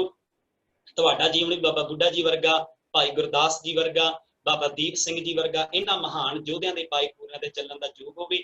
ਤੇ ਬੱਚੇ ਵੀ ਮਾਂ-ਬਾਪ ਦੇ ਇੱਕ ਨੌ ਹਮੇਸ਼ਾ ਆਪਣੀ ਸੱਸ ਦੀ ਸੇਵਾ ਆਪਣੀ ਮਾਂ ਸਮਝ ਕੇ ਕਰੇ ਨਾ ਸਾਧ ਸੰਗਤ, ਫਿਰ ਸਾਧ ਸੰਗਤ ਉਹ ਘਰ ਸਵਰਗੇ। ਤੇ ਜਦੋਂ ਸੱਸ ਵੀ ਸਮਝੇ ਵੀ ਇਹ ਮੇਰੀ ਨੌ ਨਹੀਂ, ਇਹ ਮੇਰੀ ਬੇਟੀ ਹੈ, ਇਹ ਮੇਰੀ ਧੀ ਆ, ਤੇ ਸਾਧ ਸੰਗਤ ਉਹ ਘਰ ਵਿੱਚ ਸਦਾ ਆਨੰਦ ਇਤਫਾਕ ਬਣਿਆ ਰਹਿੰਦਾ ਹੈ। ਸੋ ਸਾਧ ਸੰਗਤ ਵਿਚਾਰਾਂ ਤਾਂ ਹੋਰ ਹੀ ਬਹੁਤ ਨੇ, ਪਰ ਸਮਾਂ ਵੀ ਆਪਣੇ ਕੋਲ ਸੀਮਤ ਹੈ। ਮੈਂ ਸਮੇਂ ਵਿੱਚ ਹੀ ਸਮਾਪਤੀ ਕਰਨ ਦਾ ਯਤਨ ਕਰਾਂਗਾ। ਸੋ ਇਹੀ ਬੇਨਤੀਆਂ ਕਰਾਂਗੇ ਵੀ ਮਰਨ ਤੋਂ ਬਾਅਦ ਵੀ ਜੋ ਅਸੀਂ ਬੜੇ ਤਰ੍ਹਾਂ ਦੇ ਲੰਗਰ ਵੀ ਲਾਉਂਦੇ ਹਾਂ, ਪਰ ਜਿਉਂਦੇ ਜੀ ਮਾਂ-ਬਾਪ ਨੂੰ ਸੋਹਣੀ ਰੋਟੀ ਦਿਓ, ਵਧੀਆ ਪ੍ਰਸ਼ਾਦੇ ਦਿਓ। ਮਰਨ ਤੋਂ ਬਾਅਦ ਸਾਡੇ ਅਸੀਂ ਲੋਕਾਂ ਦੀ ਲਾਜ ਲੱਖਣ ਵਾਸਤੇ ਵੀ ਲੋਕ ਸਾਨੂੰ ਸ਼ਰਮ ਦੇਣਗੇ ਵੀ ਇੰਨੇ ਕਿੱਲਿਆਂ ਦਾ ਮਾਲਕ ਹੈ ਤੂੰ, ਵੀ ਤੂੰ ਆਪਣੇ ਬਾਪੂ ਦੇ ਭੋਗ ਤੇ ਇਹ ਆਹ ਪਕਵਾਨ ਨਹੀਂ ਤਿਆਰ ਕੀਤੇ। ਅਸੀਂ ਲੋਕ ਲੱਜਾ, ਲੋਕ ਦੀ ਸ਼ਰਮਾਂ ਦੀ ਮਾਰਦਿਆਂ ਹੋਇਆਂ ਇਹ ਕਾਰਜ ਕਰਦੇ, ਪਰ ਨਹੀਂ, ਜਿਉਂਦੇ ਜੀ ਮਾਂ-ਬਾਪ ਨੂੰ ਸੋਹਣੇ ਬਸਤਰ ਸਰਦਾਰ ਬਣਾ ਕੇ ਰੱਖੋ, ਆਪਣੇ ਬਾਪੂ ਨੂੰ, ਆਪਣੀ ਮਾਂ ਨੂੰ ਵਧੀਆ। ਵੀ ਮੇਰੀ ਮਾਂ ਤੋਂ ਬਿਨਾਂ ਮੈਂ ਕੱਖ ਵੀ ਨਹੀਂ, ਜੇ ਮੇਰੀ ਮਾਂ ਨਾ ਹੁੰਦੀ ਮੈਂ ਕਾਹਦਾ ਹੋਣਾ ਸੀਗਾ। ਸਦਾ ਆਪਣੀ ਮਾਂ-ਬਾਪ ਦੀ ਸੇਵਾ ਕਰੋ। ਤੇ ਤਾਂ ਹੀ ਬਾਬੇ ਕਬੀਰ ਜੀ ਦੇ ਬਚਨ ਗੁਰਬਾਣੀ ਵਿੱਚ ਅੰਕਿਤ ਕੀਤੇ ਗੁਰੂ ਸਾਹਿਬ ਜੀ ਨੇ, ਵੀ ਜੀਵਤ ਪਿੱਤਰ ਨਾ ਮਾਨੇ ਕੋ ਮੂਏ ਸਰਾਧ ਕਰਾਹੀ। ਆ ਹੁਣ ਸਰਾਧਾਂ ਦੇ ਦਿਨ ਵੀ ਨੇ, ਬੜੇ ਜਿਹੜੇ ਆਪਣੇ ਮਰੇ ਹੋਏ ਪਿੱਤਰਾਂ ਦੇ ਸਰਾਧ ਕਰਦੇ ਨੇ। ਤੇ ਮੈਂ ਸਮਝਦਾ ਵੀ ਬਹੁਤ ਨੇ ਉਹ ਜਿਹੇ ਲੋਕ। ਮੈਂ ਕਈਆਂ ਦੇ ਘਰਾਂ 'ਚ ਮੈਂ ਵੀ ਗਿਆ ਤੇ ਮੈਨੂੰ ਵੀ ਕਈ ਵਾਰ ਲੈ ਕੇ ਗਏ, ਤੇ ਉੱਥੇ ਮੈਂ ਕਈਆਂ ਤੋਂ ਸਹਿਜ ਪੁੱਛ ਲਿਆ ਵੀ, ਕਿਉਂਕਿ 5 ਪਿਆਰਿਆਂ ਦੇ ਰੂਪ ਵਿੱਚ, ਕਿਉਂਕਿ ਮਜਬੂਰੀਆਂ ਨੇ, ਕਈਆਂ ਥਾਈਂ ਡਿਊਟੀ ਕੀਤੀਆਂ, ਪਰ ਕਮੇਟੀਆਂ ਕਹਿੰਦੇ ਵੀ ਜਾਓ, ਅਸੀਂ ਗਏ 1-2 ਵਾਰ, ਪਰ ਅਸੀਂ ਉੱਥੇ ਪੁੱਛ ਲੈਂਦੇ ਸੀ ਵੀ ਆਪਣੇ ਮਾਂ-ਬਾਪ ਨੂੰ ਵੀ ਤੁਸੀਂ ਭਾਈ ਇਹ ਜਿਉਂਦੇ ਜੀ ਖਵਾਇਆ, ਪਰ ਅੱਗੋਂ ਹੱਸ ਪੈਂਦੇ ਨੇ, ਭਾਈ ਕੋਈ ਫਾਇਦਾ ਨਹੀਂ ਸੀ। ਉੱਥੇ ਡੰਕੇ ਦੀ ਚੋਟ ਤੇ ਕੀਤੀ ਆ, ਪਰ ਬਹੁਤ ਨਾਰਾਜ਼ ਹੋਏ, ਪਰਵਾਹ ਨਹੀਂ ਕੀਤੀ ਸਾਧ ਸੰਗਤ। ਹੋਈ ਜਾਣ ਨਾਰਾਜ਼ ਹੁੰਦੀ ਤਾਂ, ਪਰ ਗੱਲ ਟਨਕਾ ਕੇ ਕੀਤੀ ਆ। ਤੇ ਇਹੀ ਅੱਗੇ ਗੁਰੂ ਅਰਦਾਸ ਸੱਚੇ ਪਾਤਸ਼ਾਹ ਏਦਾਂ ਹੀ ਤਾਕਤ ਬਖਸ਼ੀ, ਬਲ ਬਖਸ਼ੀ, ਤੁਹਾਡੀ ਗੱਲ ਸਮੁੱਚੀ ਕਾਇਨਾਤ ਦੁਨੀਆ ਦੇ ਵਿੱਚ ਵਿਚਰ ਕੇ ਤੁਹਾਡਾ ਪ੍ਰਚਾਰ ਸੇਵਾ ਕਰਦਿਆਂ ਗੱਲ ਟਣਕਾ ਕੇ ਕਰੀਏ ਜੋ ਮੇਰੇ ਬਾਬੇ ਨਾਨਕ ਦੀ ਗੱਲ ਹੈ, ਘਰ ਘਰ ਵਿੱਚ ਪਹੁੰਚਾ ਕੇ ਵੀ ਇਹ ਬਾਹਰੋਂ ਬਾਅਦ ਵਿੱਚ ਕੀਤੇ ਸ਼ਰਾਧ ਦਾ ਨਾਲ ਕੋਈ ਲੈਣਾ ਦੇਣਾ ਨਹੀਂ। ਹਰਿਦੁਆਰ ਵਾਲੀ ਸਾਖੀ ਤੁਸੀਂ ਆਪ ਸਾਰੀ ਪੜ੍ਹ ਕੇ ਵੇਖੋ, ਉੱਥੇ ਵੀ ਪਿੱਤਰਾਂ ਦੀ ਗੱਲ ਜਦੋਂ ਆਉਂਦੀ ਹੈ ਤੇ ਮਹਾਰਾਜ ਸਮਝਾਉਂਦੇ ਨੇ ਬਾਈ ਵੀ ਇਹ ਪਾਣੀ ਮਰੇ ਹੋਏ ਪਿੱਤਰਾਂ ਨੂੰ ਨਹੀਂ ਪਹੁੰਚਦਾ। ਕਿੱਡੀ ਪਿਆਰੀ ਘਟਨਾ, ਉਹ ਕਹਿੰਦੇ ਬਾਬਾ ਤੇਰਾ ਪਾਣੀ ਵੀ ਨਹੀਂ ਪਹੁੰਚਦਾ। ਬਾਬਾ ਕਹਿੰਦਾ ਜੇ ਮੇਰਾ ਪਾਣੀ ਇਸ ਧਰਤੀ ਤੋਂ ਇਸ ਧਰਤੀ ਤੇ ਨਹੀਂ ਜਾ ਸਕਦਾ, ਤੁਹਾਡਾ ਪਾਣੀ ਉਹ ਮਰੇ ਹੋਏ ਪਿੱਤਰਾਂ ਤੱਕ, ਸੂਰਜ ਤੱਕ ਕਿੱਦਾਂ ਪਹੁੰਚ ਸਕਦਾ। ਉਹ ਬੜੀ ਪਿਆਰੀ ਘਟਨਾ ਹੈ, ਆਪ ਜੀ ਵੀ ਪੜ੍ਹ ਕੇ ਦੇਖਣਾ, ਉਹਦੇ ਵਿੱਚ ਬਹੁਤ ਪਿਆਰੀ ਸਿੱਖਿਆ ਮਿਲਦੀ। ਬੜੇ ਸੈਂਕੜੇ ਪ੍ਰਮਾਣ ਗੁਰੂ ਗ੍ਰੰਥ ਸਾਹਿਬ ਜੀ ਦੀ ਪਾਵਨ ਬਾਣੀ ਵਿੱਚੋਂ ਮਿਲਦੇ ਨੇ ਸਾਨੂੰ, ਜਿਹਦੇ ਵਿੱਚ ਲਿਖਿਆ ਹੈ ਵੀ ਸਭ ਦੇ ਵਿੱਚ ਵੀ ਪ੍ਰਮਾਤਮਾ ਦੀ ਜੋਤ ਹੈ, ਮਾਂ ਵਿੱਚੋਂ ਰੱਬ ਦੇਖ, ਸਭ ਮੈਂ ਜੋਤ, ਜੋਤ ਤੈ ਸੋਈ ਤਿਸ ਦਾ ਚਾਨਣ, ਸਭ ਮੈਂ ਚਾਨਣ ਹੋਈ ਸਾਧ ਸੰਗਤ। ਸੋ ਇਸ ਸਾਰੀ ਹੀ ਜੋ ਇਹ ਟੀਮ ਹੈ ਮੇਰੇ ਵੀਰਾਂ ਦੀ, ਕਿ ਮੈਂ ਸਭ ਤੋਂ ਪਹਿਲਾਂ ਬੇਨਤੀ ਕਰੂੰਗਾ ਵੀਰ ਜਸਵੀਰ ਸਿੰਘ ਜੀ ਭਾਜੀ, ਬਹੁਤ ਬੜੇ ਵੀਰ ਦੇ ਨਾਲ ਗੱਲ ਹੋਈ, ਬਹੁਤ ਹੀ ਮੈਂ ਸਮਝਦਾ ਵੀ ਗੁਰ ਭਾਈ ਮੇਰਾ ਵੀਰ, ਬੜੀ ਹੀ ਘਾਲਣਾ ਇਹਨਾਂ ਦੀ ਵੀ, ਜਿਹੜੇ ਕਈ ਲੱਖਾਂ ਦੇ ਵਿੱਚ ਇਸ ਪ੍ਰੋਜੈਕਟ ਦੁਆਰਾ ਜੋ ਇਹਨਾਂ ਨੇ ਸੰਸਥਾ ਬਣਾਈ ਹੋਈ ਆ, ਤੇ ਜਿਸ ਵਿੱਚ ਕਈ ਬੱਚਿਆਂ ਨੂੰ ਜਿੱਥੇ ਵਿਦਿਆ ਸੰਸਾਰੀ ਵਿਦਿਆ ਦੇ ਰਹੇ ਨੇ ਤੇ ਉੱਥੇ ਗੁਰਮਤਿ ਦੀ ਵਿਦਿਆ ਨੂੰ ਵੀ ਨਾਲ ਨਾਲ ਦ੍ਰਿੜ ਕਰਾ ਰਹੇ ਨੇ। ਇਹ ਬਹੁਤ ਵੱਡੀ ਘਾਲਣਾ ਹੈ ਸਾਰੇ ਵੀਰਾਂ ਦੀ, ਜੋ ਇਹ ਸਮੁੱਚੀ ਟੀਮ ਹੈ। ਸਾਰਿਆਂ ਨੂੰ ਮੇਰੇ ਵੱਲੋਂ ਬਹੁਤ ਬਹੁਤ ਧੰਨਵਾਦ ਜੀ, ਮੁਬਾਰਕਾਂ। ਤੇ ਇਹ ਜਸਵੀਰ ਸਿੰਘ ਜੀ ਦਾ ਬਹੁਤ ਵੱਡਾ ਯੋਗਦਾਨ ਹੈ, ਮੈਂ ਸਮਝਦਾ ਇਸ ਵਿੱਚ ਬੜੀ ਘਾਲਣਾ ਉਹਨਾਂ ਵੀਰਾਂ ਦੀ, ਜਿਹੜੇ ਦਿਨ ਰਾਤ ਮਿਹਨਤ ਕਰਕੇ ਜਿਨ੍ਹਾਂ ਤਰੇ ਦਰਦ ਲੈ ਕੇ ਤੁਰੇ ਹੋਏ ਨੇ ਵੀ ਜੇ ਮੈਨੂੰ ਸਮਝ ਆਈ ਹੈ ਗੁਰਬਾਣੀ ਦੀ, ਮੈਂ ਉਹ ਇਹਨਾਂ ਦੇ ਅੰਦਰ ਇੱਕ ਤਾਂਗਾ ਵੀ ਮੈਨੂੰ ਸਮਝ ਆ ਗਈ ਗੁਰਬਾਣੀ ਦੀ, ਤੇ ਸਾਰੇ ਵੀਰਾਂ ਭੈਣਾਂ ਬੱਚਿਆਂ ਨੂੰ ਵੀ ਪਤਾ ਲੱਗੇ ਗੁਰਬਾਣੀ ਦਾ। ਬਹੁਤ ਸੋਹਣਾ ਇਹ ਸਾਰੇ ਵੀਰ ਰਲ ਕੇ ਜੋ ਇਹ ਵਰਕ ਕਰ ਰਹੇ ਨੇ, ਤੇ ਵੀਰ ਜਸਵੀਰ ਸਿੰਘ ਦੇ ਨਾਲ ਲਗਭਗ ਹਰ ਰੋਜ਼ ਹੀ ਮੇਰੀ ਗੱਲ ਹੁੰਦੀ ਆ। ਬਹੁਤ ਨੇਕ ਸੁਭਾਅ ਹੈ, ਮਾਲਕ ਦੀ ਰਹਿਮਤ ਹੈ। ਇਸੇ ਤਰ੍ਹਾਂ ਮੈਂ ਤਾਂ ਇਹੀ ਅਰਦਾਸ ਕਰਦਾ ਸਤਿਗੁਰੂ, ਇਸੇ ਤਰ੍ਹਾਂ ਇਹ ਸਾਰੀ ਟੀਮ ਦੇ ਉੱਤੇ ਸਿਰ ਤੇ ਹੱਥ ਰੱਖ ਕੇ ਇਦਾਂ ਹੀ ਸੇਵਾ ਲੈਂਦੇ ਰਹੋ। ਲੱਖਾਂ ਬੱਚਿਆਂ ਨੂੰ, ਕਈ ਲੱਖਾਂ ਦੇ ਵਿੱਚ ਮੈਨੂੰ ਪਤਾ ਲੱਗਾ ਇਹਨਾਂ ਟੀਮ ਬਾਰੇ, ਤੇ ਕਿਉਂਕਿ ਕੁਝ ਕੁ ਦਿਨਾਂ 15-20 ਦਿਨ ਤੋਂ ਪਹਿਲਾਂ ਮੈਨੂੰ ਵੀਰ ਨਾਲ ਸੰਪਰਕ ਵਿੱਚ ਆਏ ਜਸਵੀਰ ਸਿੰਘ ਜੀ, ਤੇ ਉਹਨਾਂ ਨੇ ਕਈ ਵਾਰ ਵੀ ਬੇਨਤੀ ਕੀਤੀ ਵੀ ਤੁਸੀਂ ਸਾਡੇ ਹਾਜ਼ਰੀ ਭਰੋ ਸਾਧ ਸੰਗਤ, ਪਰ ਕਈ ਜ਼ੂਮ ਤੇ ਹੋਰ ਵੀ 10 ਕਲਾਸਾਂ ਲਾਉਂਦੇ ਨੇ। ਕਿਉਂਕਿ ਇੱਕ ਹੋਰ ਬੇਨਤੀ ਕਰਾਂ ਕਿ ਲਗਭਗ ਸਾਨੂੰ 1 ਸਾਲ ਦੇ ਨੇੜੇ ਤੇੜ ਹੋ ਗਿਆ, ਅਸੀਂ ਇੱਕ ਸਵਾਲ ਜਵਾਬ ਲੜੀ ਚਲਾਈ ਹੋਈ ਆ WhatsApp ਦੇ ਉੱਤੇ, ਜਿਸ ਵਿੱਚ ਕਾਫੀ ਗਰੁੱਪ ਦਾਸ ਨੇ ਆਪ ਬਣਾਏ ਹੋਏ ਨੇ, ਜਿਸ ਵਿੱਚ ਗੁਰੂ ਤੇਗ ਬਹਾਦਰ ਸਾਹਿਬ ਸੱਚੇ ਪਾਤਸ਼ਾਹ ਜੀ ਦੇ 400 ਸਾਲਾ ਪ੍ਰਕਾਸ਼ ਪੁਰਬ ਨੂੰ ਸਮਰਪਿਤ ਹੁੰਦਿਆਂ ਹੋਇਆਂ ਇਸ ਲੜੀ ਦੇ ਵਿੱਚ ਕਈ ਹਜ਼ਾਰਾਂ ਵਿੱਚ ਸਾਡੇ ਨਾਲ ਵੀ ਬੱਚੇ ਇਸ ਲੜੀ ਵਿੱਚ ਜੁੜ ਕੇ ਜੋ ਗੁਰੂ ਸਾਹਿਬ ਜੀ ਦਾ ਬੜਮੁੱਲਾ ਕੀਮਤੀ ਇਤਿਹਾਸ ਤੇ ਗੁਰਬਾਣੀ ਦੀਆਂ ਕੀਮਤੀ ਵਿਚਾਰਾਂ ਦਾ ਲਾਹਾ ਲੈ ਰਹੇ ਨੇ। ਤੇ ਜਿਸ ਗਰੁੱਪਾਂ ਦੇ ਵਿੱਚ ਹਰ ਰੋਜ਼ ਬਾਣੀ ਦਾ ਪਾਠ ਵੀ ਹੁੰਦਾ ਹੈ, ਜਸਵੀਰ ਸਿੰਘ ਵੀਰ ਨੂੰ ਪਤਾ ਹੀ, ਉਹ ਹਰ ਰੋਜ਼ ਸਾਡੇ ਗਰੁੱਪਾਂ ਵਿੱਚ ਐਡ ਨੇ। ਤੇ ਮੈਂ ਹੋਰ ਵੀ ਸੰਗਤਾਂ ਨੂੰ, ਸਾਰਿਆਂ ਨੂੰ ਬੇਨਤੀ ਕਰਾਂਗਾ ਕਿ ਆਪ ਜੀ ਵੀ ਇਸ ਲੜੀ ਦੇ ਵਿੱਚ, ਇਸ ਲਹਿਰ ਦੇ ਵਿੱਚ ਜੁੜ ਸਕਦੇ ਹੋ, ਜਿਸ ਵਿੱਚ ਤੁਹਾਨੂੰ ਬਹੁਤ ਬੜਮੁੱਲਾ ਕੀਮਤੀ ਇਤਿਹਾਸ ਦੀ ਜਾਣਕਾਰੀ ਪ੍ਰਾਪਤ ਹੋਵੇਗੀ, ਜਿਹਦੇ ਕੁਝ ਬਹੁਤ ਕੁਝ ਸਿੱਖਣ ਨੂੰ ਮਿਲੇਗਾ। ਜਿਸ ਵਿੱਚ ਪਾਠ ਵੀ ਹੁੰਦਾ, ਸਵੇਰੇ ਵੀ ਸ਼ਾਮ ਨੂੰ ਵੀ। ਗੁਰਬਾਣੀ ਦੇ ਬੱਚੇ ਕਥਾ ਕਰਦੇ ਨੇ ਗਰੁੱਪਾਂ ਵਿੱਚ, ਗੁਰਬਾਣੀ ਦੇ ਅਸੀਂ ਸ਼ਬਦ ਪਾਉਣੇ ਆ, ਬੱਚੇ ਕਥਾ ਕਰਦੇ ਨੇ। ਸਾਰੇ ਬੱਚੇ, ਸਾਰੇ ਸਾਡੇ ਵੀਰ ਭੈਣਾਂ, ਬਜ਼ੁਰਗ, ਮਾਮਾ, ਸਾਰੇ ਕਥਾ ਕਰਦੇ ਆ, ਸਾਰੇ ਕੀਰਤਨ ਕਰਦੇ ਆ। ਗਰੁੱਪ ਦੇ ਵਿੱਚ ਬਹੁਤ ਰੌਣਕ, ਬਹੁਤ ਆਨੰਦ ਬਣਿਆ। ਲਗਭਗ ਸਾਨੂੰ ਸਾਲ ਦੇ ਨੇੜੇ ਤੇੜੇ ਹੋ ਗਿਆ ਇਸ ਸਵਾਲ ਜਵਾਬ ਲੜੀ ਨੂੰ ਚਲਾਇਆ ਨੂੰ, ਤੇ ਬਹੁਤ ਸੰਗਤਾਂ ਦਾ ਪਿਆਰ ਮਿਲ ਰਿਹਾ। ਤੇ ਇਹ ਵੀ ਇੱਕ ਬਹੁਤ ਵੱਡਾ ਸ਼ਲਾਘਾਯੋਗ ਹੈ। ਜਦੋਂ ਭਾਜੀ ਨਾਲ ਮੇਰੀ ਗੱਲ ਹੋਈ ਜਸਵੀਰ ਸਿੰਘ ਨਾਲ, ਉਹਨਾਂ ਨੇ ਦੱਸਿਆ ਵੀ ਲੱਖਾਂ ਬੱਚਿਆਂ ਨੂੰ, ਹੋਰ ਵੀ ਇਹਨਾਂ ਦੇ ਪਿੱਛੇ ਵਿਦੇਸ਼ਾਂ ਵਿੱਚ ਵੀਰ ਸਾਡੇ ਭੈਣਾਂ ਜੋ ਇਸ ਦੇ ਪਿੱਛੇ, ਕਈਆਂ ਦਾ ਮੈਂ ਨਾਮ ਨਹੀਂ ਜਾਣਦਾ, ਚਲੋ ਵਾਹਿਗੁਰੂ ਕਿਰਪਾ ਕਰੇ ਫਿਰ ਕਿਤੇ ਆਪ ਜੀ ਨਾਲ ਵਿਚਾਰ ਹੋਏ ਤਾਂ ਪਤਾ ਲੱਗੇ ਨਾ ਹੌਲੀ ਹੌਲੀ।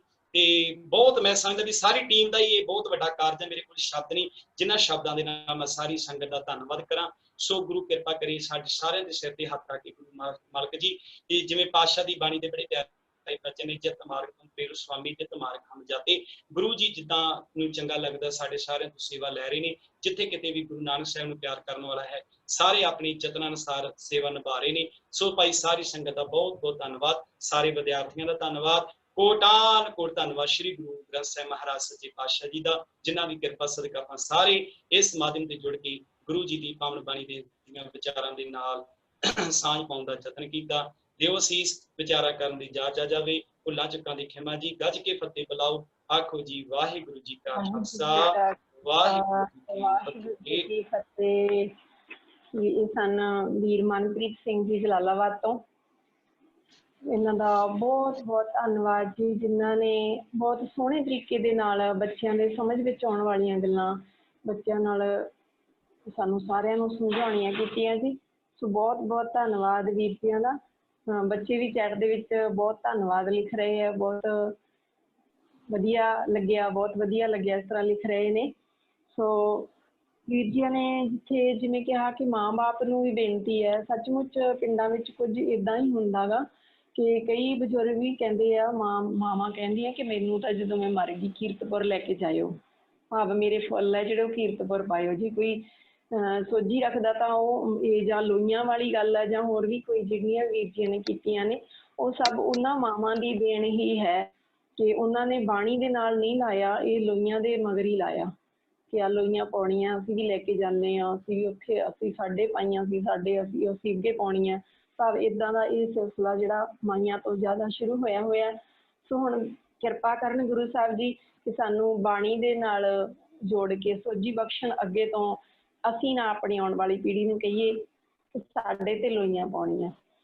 ਸੋ ਬਹੁਤ ਬਹੁਤ ਧੰਨਵਾਦ ਜੀ। ਹੁਣ ਜਿਹੜੇ ਬੱਚਿਆਂ ਦਾ ਸਵਾਲ ਹੈ, ਜੋ ਵੀਰ ਜੀਆਂ ਨੇ ਲੈਕਚਰ ਕੀਤਾ ਹੈਗਾ, ਉਸ ਦੇ ਵਿੱਚੋਂ ਉਸ ਦੇ ਨਾਲ ਸੰਬੰਧਿਤ ਜੇ ਕਿਸੇ ਬੱਚੇ ਦਾ ਸਵਾਲ ਆ ਤੇ ਆਪਣਾ ਹੈਂਡ ਰੇਜ਼ ਕਰੋ ਜੀ। ਸਿਰਫ ਉਹੀ ਬੱਚੇ ਹੈਂਡ ਰੇਜ਼ ਕਰਨਗੇ ਜੀ ਜਿਨ੍ਹਾਂ ਦਾ ਇਸ ਨਾਲ ਸੰਬੰਧਿਤ ਕਾਹੇ ਪੂਤ ਝਗਰਤ ਹੋ ਸੰਗ ਬਾਪ, ਜਿਨਕੇ ਜਣੇ ਬਡੀਰੇ ਤੁਮ ਹੋ ਤਿੰਨ ਸਿਉ ਝਗਰਤ ਪਾਪ। ਇਹ ਇਸ ਦੇ ਨਾਲ ਸੰਬੰਧਿਤ ਵਿਸ਼ੇ ਨਾਲ ਸੰਬੰਧਿਤ ਹੈ ਤੇ ਉਹੀ ਬੱਚੇ ਹੈਂਡ ਰੇਜ਼ ਕਰਨਗੇ ਜੀ। तो बच्चे कई अटेंडेंस लाने लग गए है जी। हाँ जी, PPP नंबर 14180 जी, 14180 एंड 14181। मैम वाहिगुरु जी का खालसा वाहिगुरु जी की फतेह। वाहिगुरु जी का खालसा वाहिगुरु जी की फतेह जी। मैम ਅਸੀਂ ਇਹ ਕਹਿਣਾ ਚਾਹੁੰਦੇ ਹਾਂ, अगर मैम ऑडिबल? हाँ जी हाँ जी। अगर गुरु रामदास जी अपने अंग संग नहीं हैं, पर अगर ਆਪਾਂ ਉਹਨਾਂ ਦੀ ਬਾਣੀ ਪੜ੍ਹੀਏ ਤਾਂ ਉਹ ਆਪਾਂ ਦੇ ਅੰਗ ਸੰਗ ਆਪਾਂ ਨੂੰ ਲੱਗਦੇ ਹਨ। हाँ जी बिल्कुल जी बेटा जी। हाँ जी हाँ जी। ਰਾਮਦਾਸ ਜੀ ਸਾਡੇ ਅੰਗ ਸੰਗ ਹਨ। ਅਗਰ ਆਪਾਂ ਬਾਣੀ ਪੜ੍ਹਦੇ ਹਾਂ ਤਾਂ ਸਾਰੇ ਹੀ ਗੁਰੂ ਆਪਣੇ ਅੰਗ ਸੰਗ ਹੁੰਦੇ ਹਨ, ਪਰ ਅਗਰ ਅਸੀਂ ਬਾਣੀ ਨਹੀਂ ਪੜ੍ਹਦੇ ਤਾਂ ਗੁਰੂ ਸਾਡੇ ਨਾਲ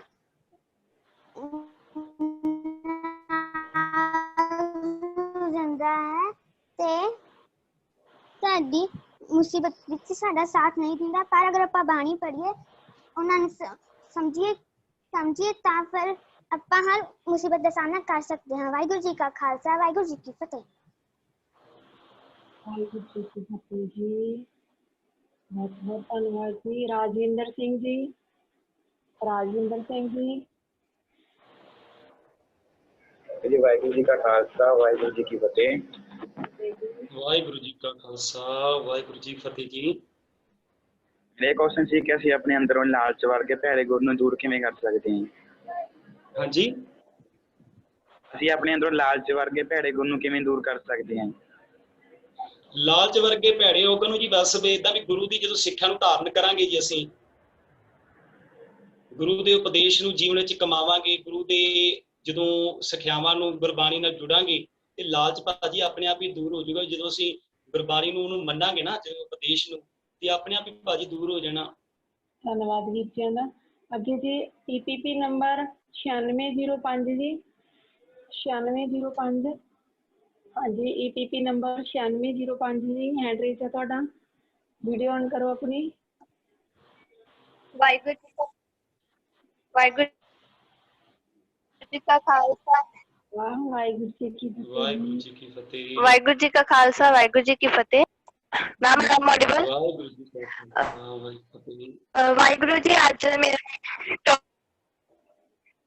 टॉपिक माता पिता ਦੇ ਰਿਲੇਟਿਡ ਆ ਕਿ ਸਾਡੇ ਮਾਤਾ ਪਿਤਾ ਜੀ ਰੱਬ ਵੱਲੋਂ ਦਿੱਤਾ ਹੋਇਆ ਬਹੁਤ ਹੀ ਇੱਕ ਅਨਮੋਲ ਤੋਹਫਾ ਨੇ, ਜਿਨ੍ਹਾਂ ਨੂੰ ਕਈ ਲੋਕ ਤੇ ਕੁਝ ਵੀ ਨਹੀਂ ਸਮਝਦੇ, ਤੇ ਕਈ ਲੋਕ ਜਿਨ੍ਹਾਂ ਦੇ ਮਾਤਾ ਪਿਤਾ ਹੁੰਦੇ ਨਹੀਂ ਉਹਨਾਂ ਨੂੰ ਸਮਝ ਲੱਗਦੀ ਹੈ ਕਿ ਮਾਤਾ ਪਿਤਾ ਦਾ ਅਹਿਮ ਰੋਲ ਕੀ ਹੈ ਸਾਡੀ ਜ਼ਿੰਦਗੀ ਵਿੱਚ। ਮਾਤਾ ਪਿਤਾ ਰੱਬ ਦੀ ਅਜਿਹੀ ਪਿਤਾ ਇੱਕ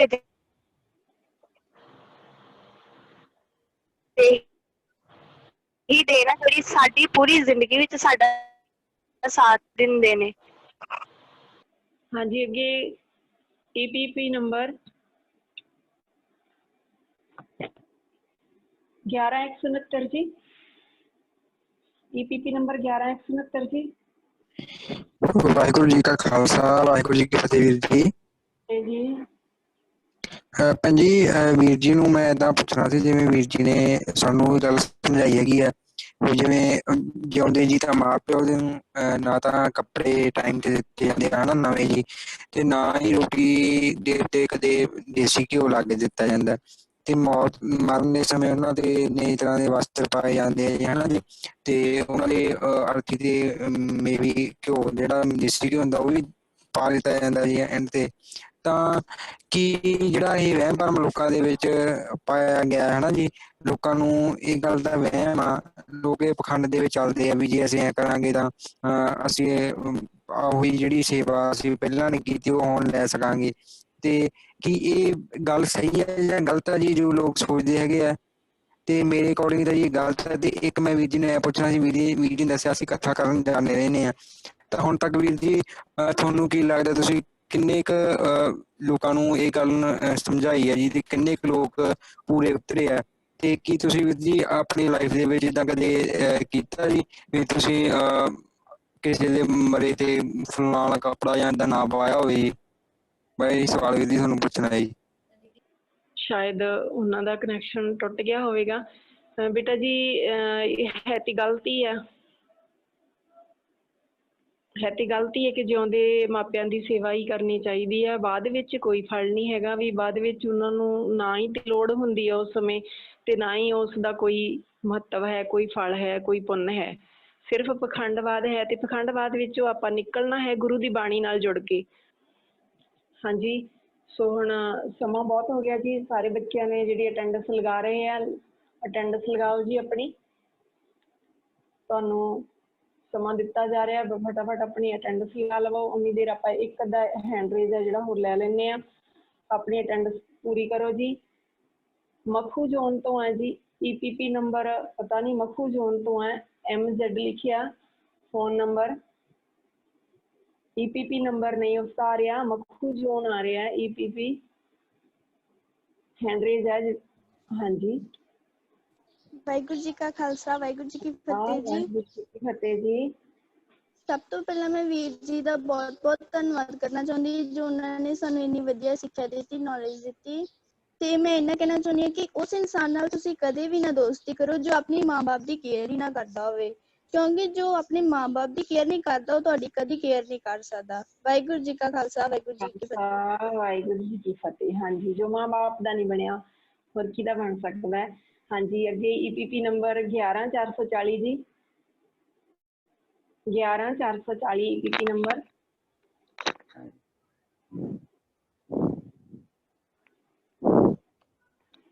ਹਾਂਜੀ, ਵਾਹਿਗੁਰੂ ਜੀ ਕਾ ਖਾਲਸਾ ਵਾਹਿਗੁਰੂ ਜੀ ਕੀ ਫਤਿਹ। ਜੀ ਫਤਿਹ ਜੀ।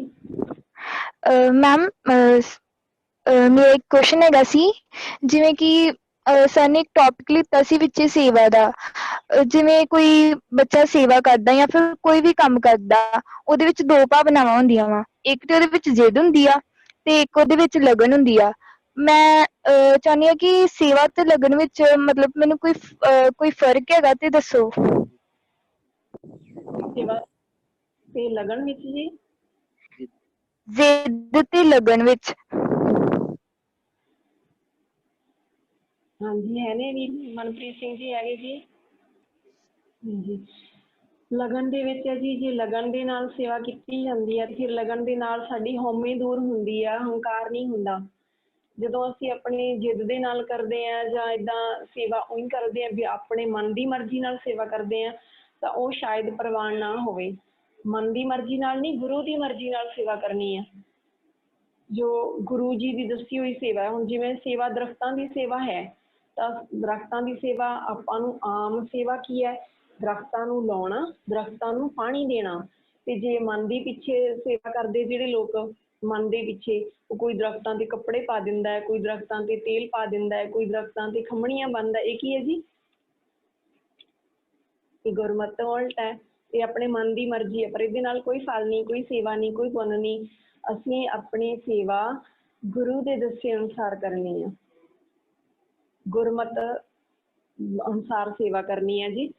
ਸੋ ਸਾਰਿਆਂ ਦਾ ਬਹੁਤ ਬਹੁਤ ਧੰਨਵਾਦ ਜੀ। ਸਮਾਂ ਕਾਫੀ ਹੋ ਚੁੱਕਿਆ ਹੈ। ਸਾਰਿਆਂ ਦਾ ਬਹੁਤ ਬਹੁਤ ਧੰਨਵਾਦ ਜੀ। ਮੇਰੇ ਖਿਆਲ ਸਾਰਿਆਂ ਦੇ ਅਟੈਂਡੈਂਸ ਵੀ ਲੱਗ ਚੁੱਕੀ ਹੋਵੇਗੀ ਜੀ। ਸੋ ਸਾਰੀ ਹੀ ਟੀਮ ਦਾ ਬਹੁਤ ਬਹੁਤ ਧੰਨਵਾਦ, ਸਾਰੇ ਬੱਚਿਆਂ ਦਾ ਧੰਨਵਾਦ। ਜਿਵੇਂ ਤੁਹਾਨੂੰ ਅਨਾਉਂਸਮੈਂਟ ਕੀਤੀ ਗਈ ਹੈ, ਹੁਣ ਕੱਲ੍ਹ ਨੂੰ ਵੀ ਸਮੇਂ ਦੇ ਨਾਲ ਜੁੜਨਾ ਹੈ ਸਾਰਿਆਂ ਨੇ। 4:10 ਤੋਂ ਪਹਿਲਾਂ ਸਾਰਿਆਂ ਨੇ ਆਪਣੀ ਅਟੈਂਡੈਂਸ ਹੈ ਜਿਹੜੀ ਲਗਾ ਦੇਣੀ ਹੈ ਜੀ। ਉਸ ਤੋਂ ਬਾਅਦ 5 ਵਜੇ ਤੋਂ ਬਾਅਦ ਸਾਡੀ ਅਟੈਂਡੈਂਸ ਹੈ ਫਿਰ ਲੱਗਣੀ ਸ਼ੁਰੂ ਹੋਵੇਗੀ ਜੀ। ਸਮਾਪਤੀ ਹੈ ਜੀ ਹੁਣ। ਇਸ ਤੋਂ ਬਾਅਦ ਭੁੱਲਾਂ ਚੁੱਕਾਂ ਦੀ ਖਿਮਾ ਜੀ। ਸਾਰੇ ਇੱਕ ਵਾਰੀ ਫਿਰ ਤੋਂ ਬੁਲਾਓ ਫਤਿਹ। ਵਾਹਿਗੁਰੂ ਜੀ ਕਾ ਖਾਲਸਾ, ਵਾਹਿਗੁਰੂ ਜੀ ਕੀ ਫਤਿਹ।